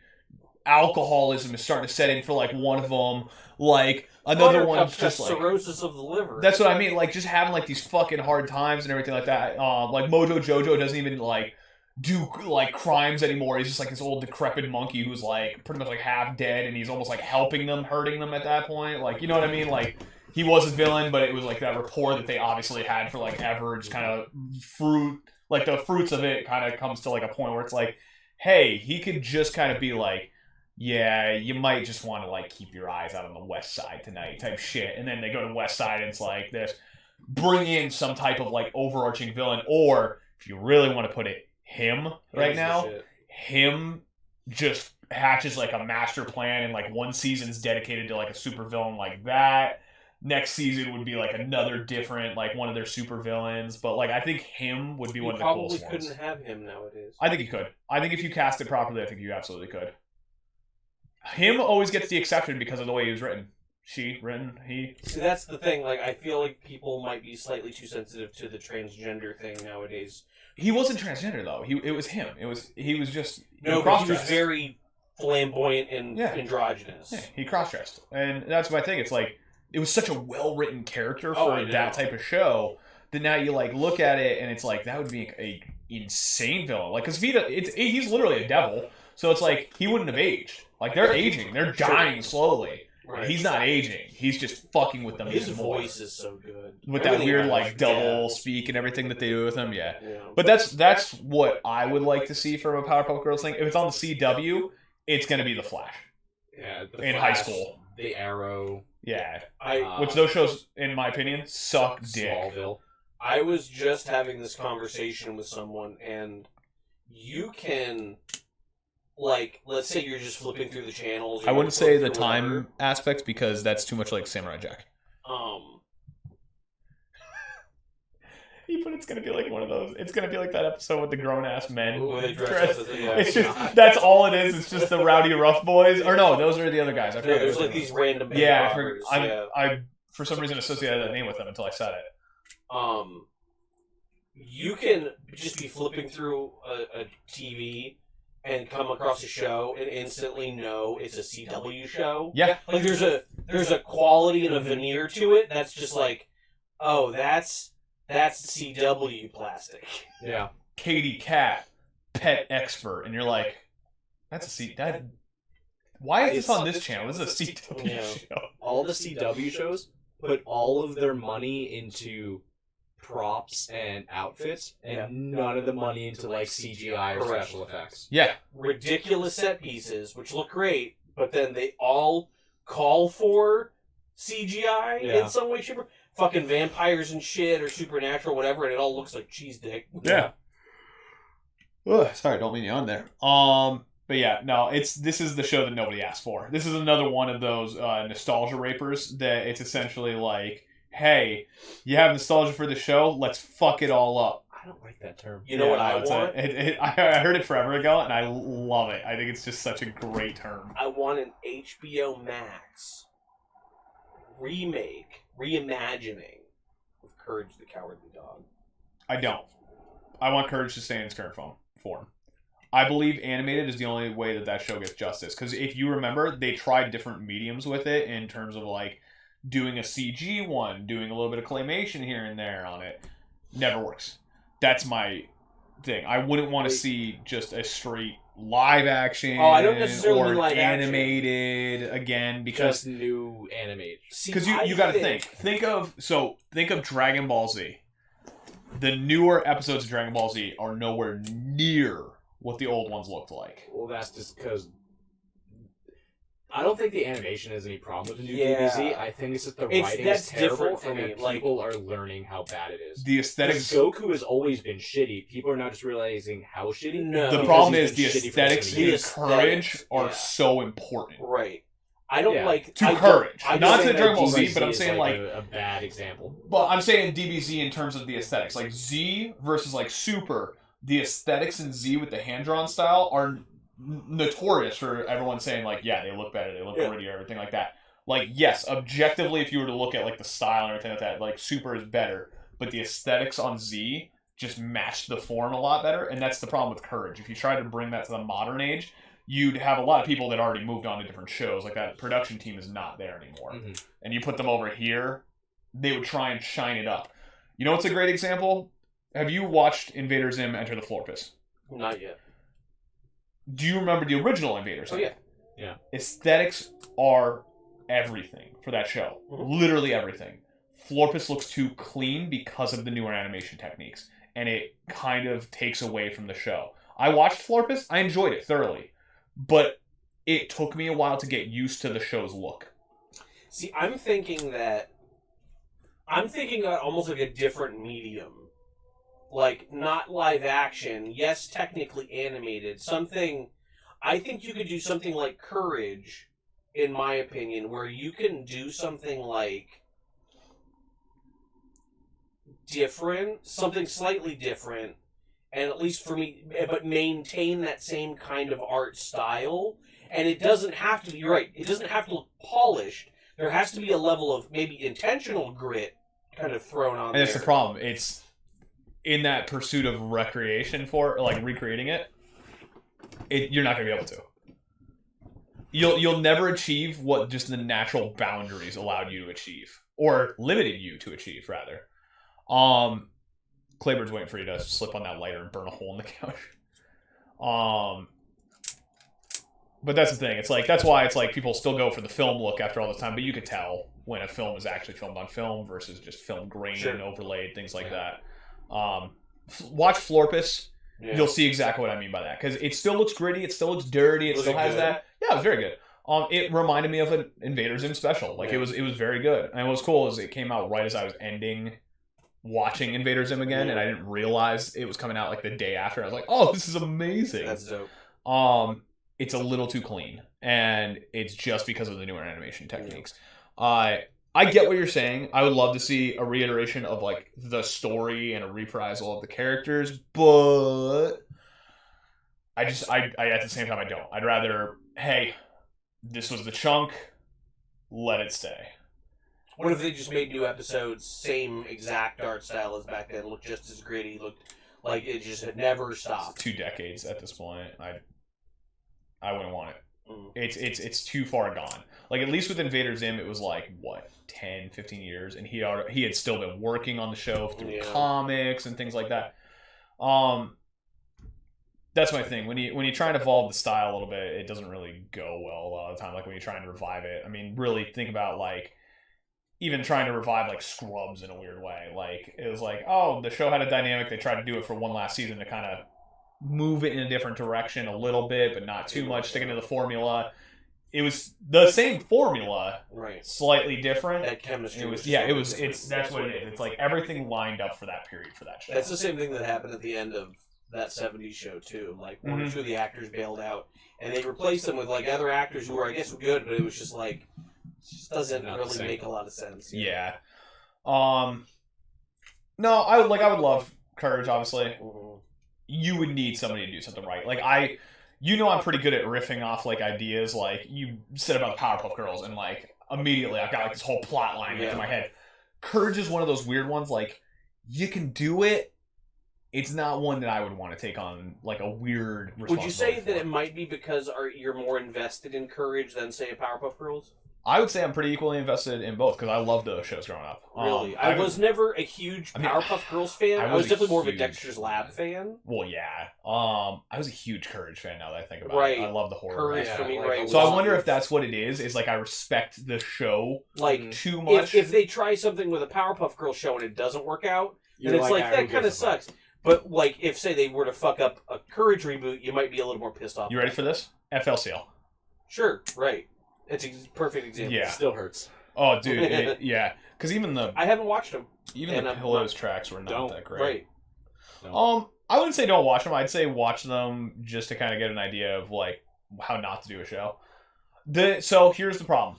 The first season, I think it's Progressive, or the second season rather, Progressive is ridiculous. Like just absolutely stupid. It's like, oh, here's the kid with family issues. Here's the fat kid. Here's like it just stereotyped all the characters and it was awful. It was like the most ham-fisted, like, whereas the original one, it's like, yep, now there's just growing up and these are actual people that could just be in the world. Like Ma Mimi could be like a weird fucking little pervy girl like that and just like, oh, she used to date his brother and now she doesn't know where to default to and she's all fucked up. And then she finds herself through her photography.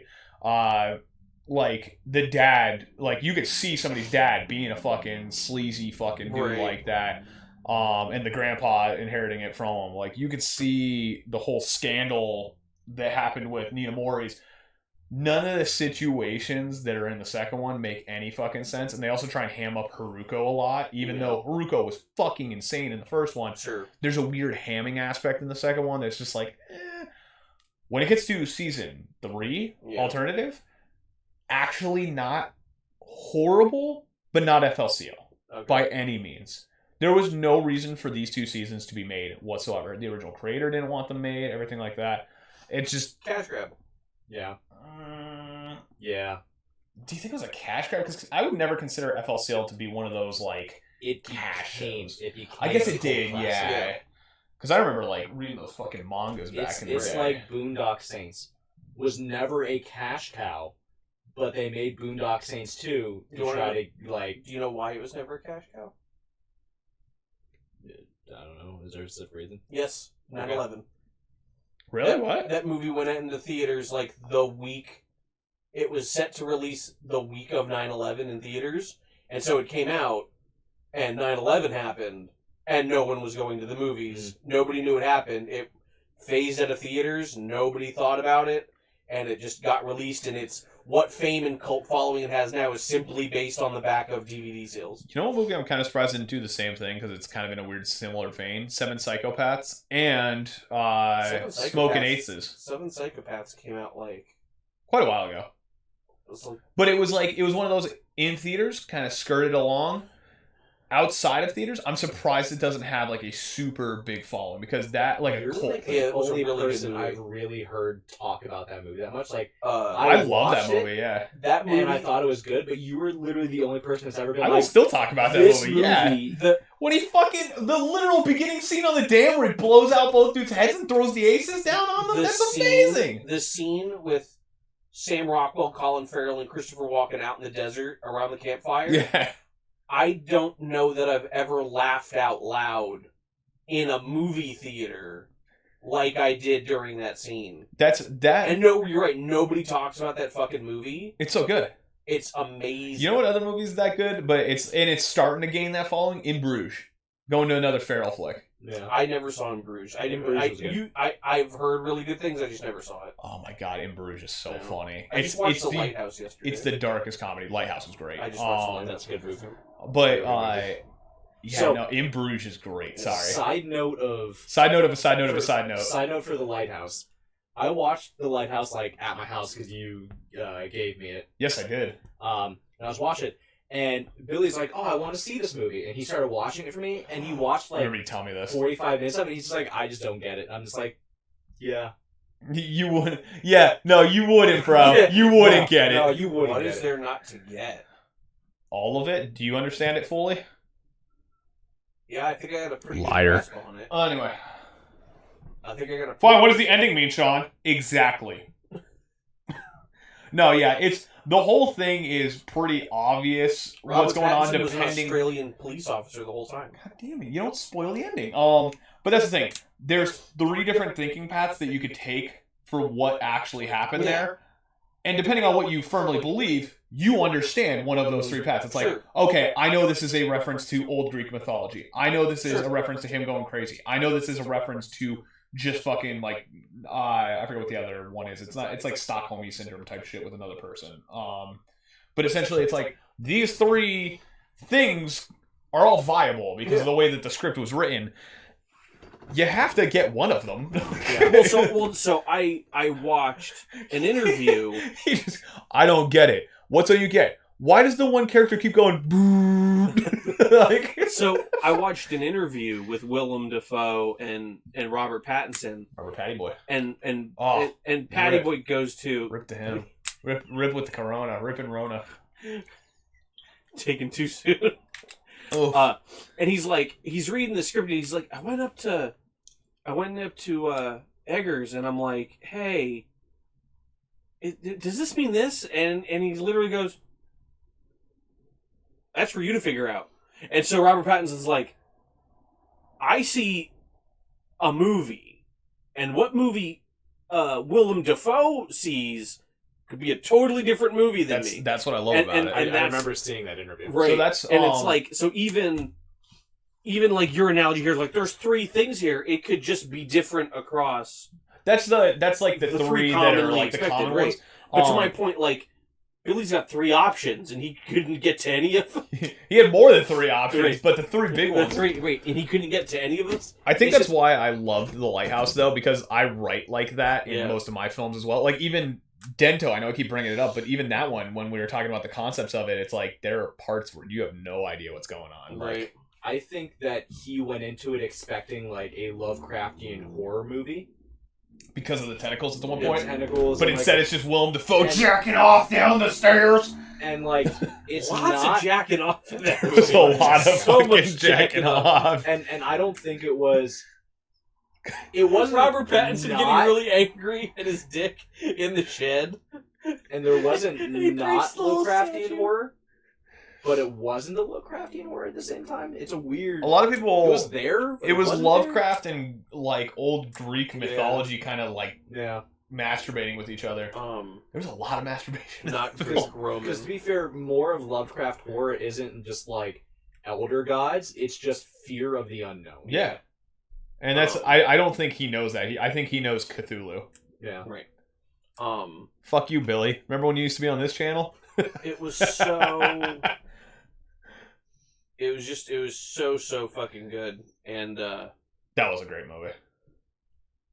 It makes me like can't wait for Pattinson's Batman. This is the first movie we've ever agreed that it's good. Like unanimously, all of us. I don't like this. This is the end of the channel. Yeah, Jack the fear away.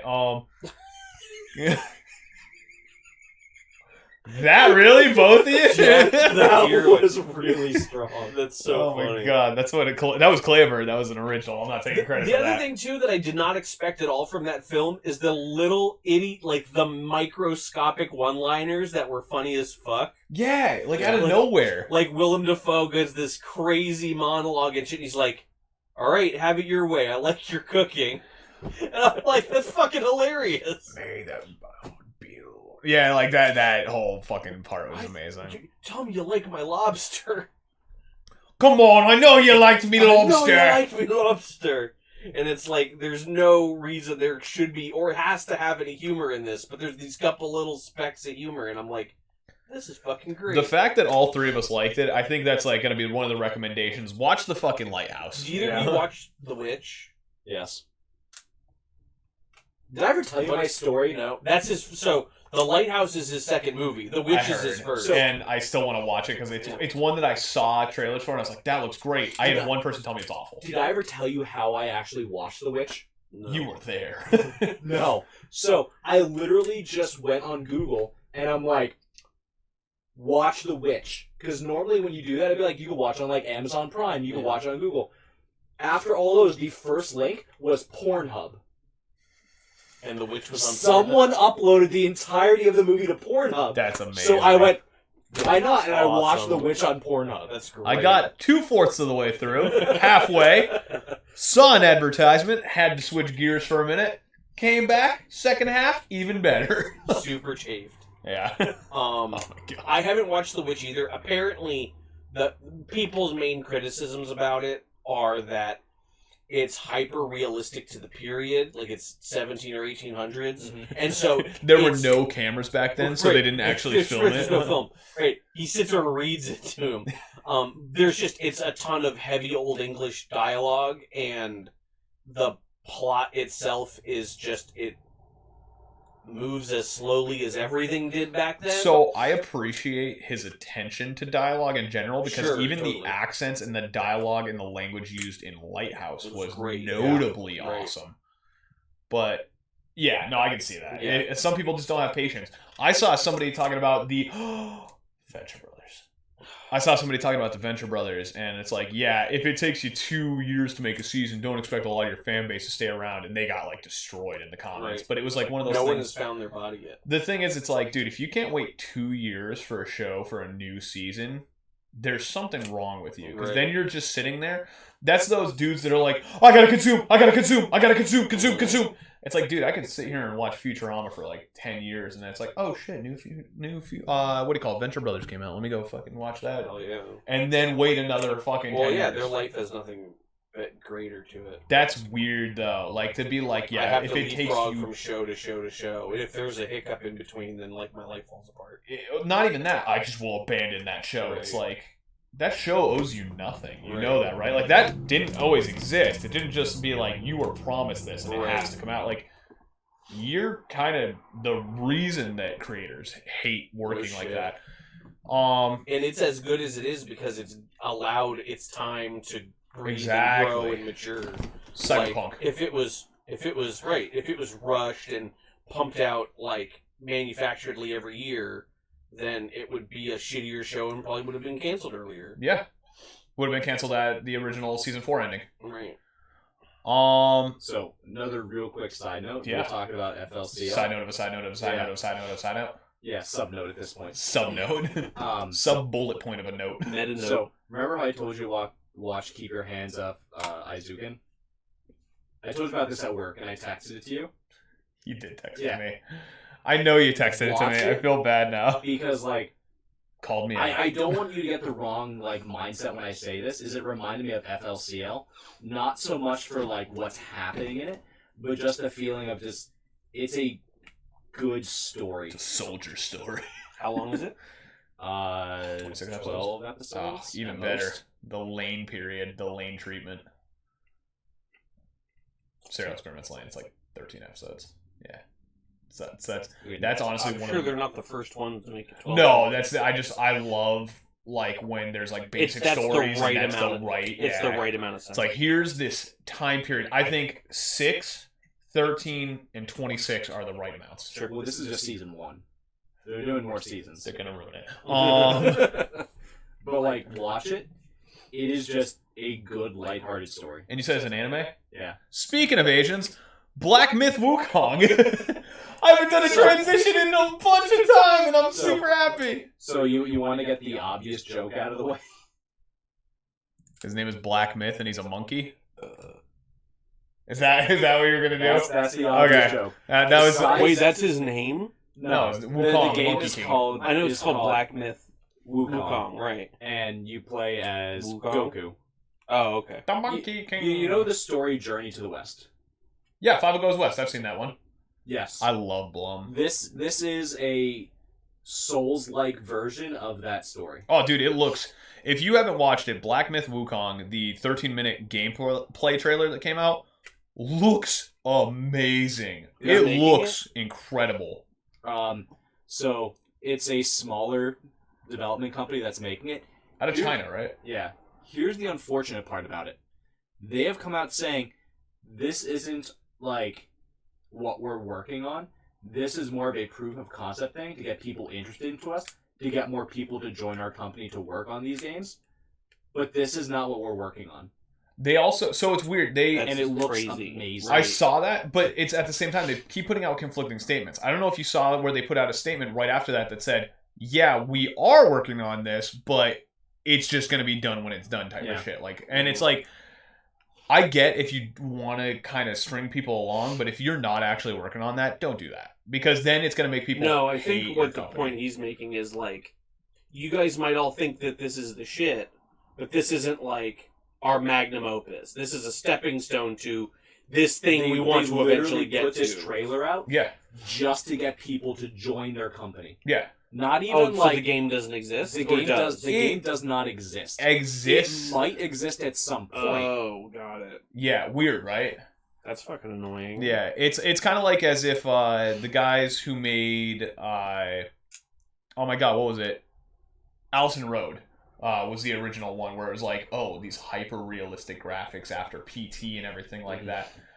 It's almost like they put that out, and instead of actually intending to release it and sign a deal out and everything like that, they were just like, yeah, come join This this is a company. tech demo. Or if like the guys who did Visage, because Visage looks fucking amazing. Like, let's really go down to it. Visage or however we want to say it. The graphics in that game look great. Is that horror game? Yeah. Yeah. The graphics in that game look great. Cup physics are a little fucked up, but I mean, what are you gonna do? We Yeah, did we the... did make a Mug Kano. Dude, there's apparently gonna be a VR version of that. I don't know if I'm gonna be able to play it. We did the... You will literally shit yourself. No, I'm not kidding. I might cry. Like if I get scared enough in that game. We did the responsible cast. Claybird, welcome to the server. Didn't we do like the responsible cast? We got dressed up in like shirts and ties. The role model cast. Yes, the responsible cast. role model cast. But yeah, no, I remember we did that after I was told I was a bad influence. Yes. I thought that was fucking hilarious. The positivity cast. Yeah, that's what it was. Positivity cast. Do you remember that one? I wasn't there for that It one. was a super awkward one. It was just you no, know. it was positive role model stream, I believe. We were just sitting here with suits and ties on, streaming and yes, shit. It was a stream. I think we were playing like Grand Theft Auto or something like that too. Like, No, we only played Valorant. Not Valorant. What the fuck am I talking like, that about? wasn't even out. Visage. Really? Yeah. I didn't know that. I didn't know I played that with you. Yeah. Interesting. That game's great. That It game's was actually super great. Yeah. We're actually going to be able to play, I know it's coming out soon, the Cyanide and Happiness game. Because I still have that kickstarted from like 2 years ago. I forgot that was a thing. Yeah, right? Yeah. I got an email about it. I'm like, holy shit, I put money to that.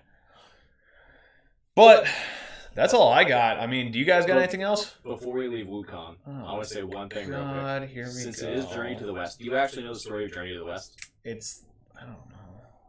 So Do I have it's to? either going to be really great or really terrible. Because Journey to the West only has those two. There's never been a Journey to the West story that came out where you're like, that's okay. They've all always just been like the absolute shittiest things imaginable or pretty good.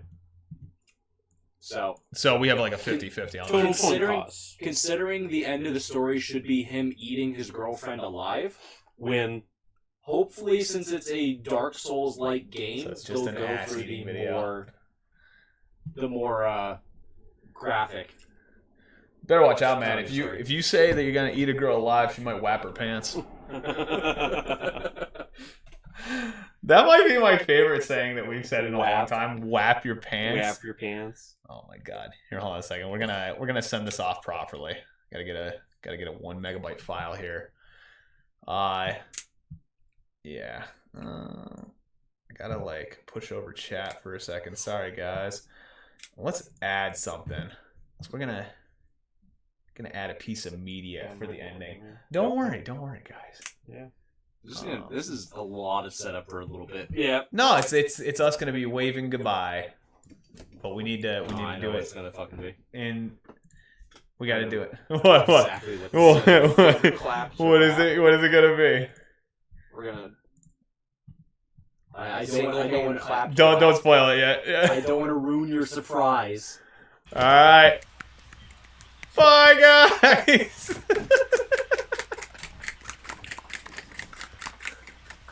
That's just gonna repeat. Oh no, it doesn't repeat. Hold on. We just gotta see it again. Oh, it doesn't repeat. Just end the stream. Bye, guys. Bye. I can't end it. I'm clapping.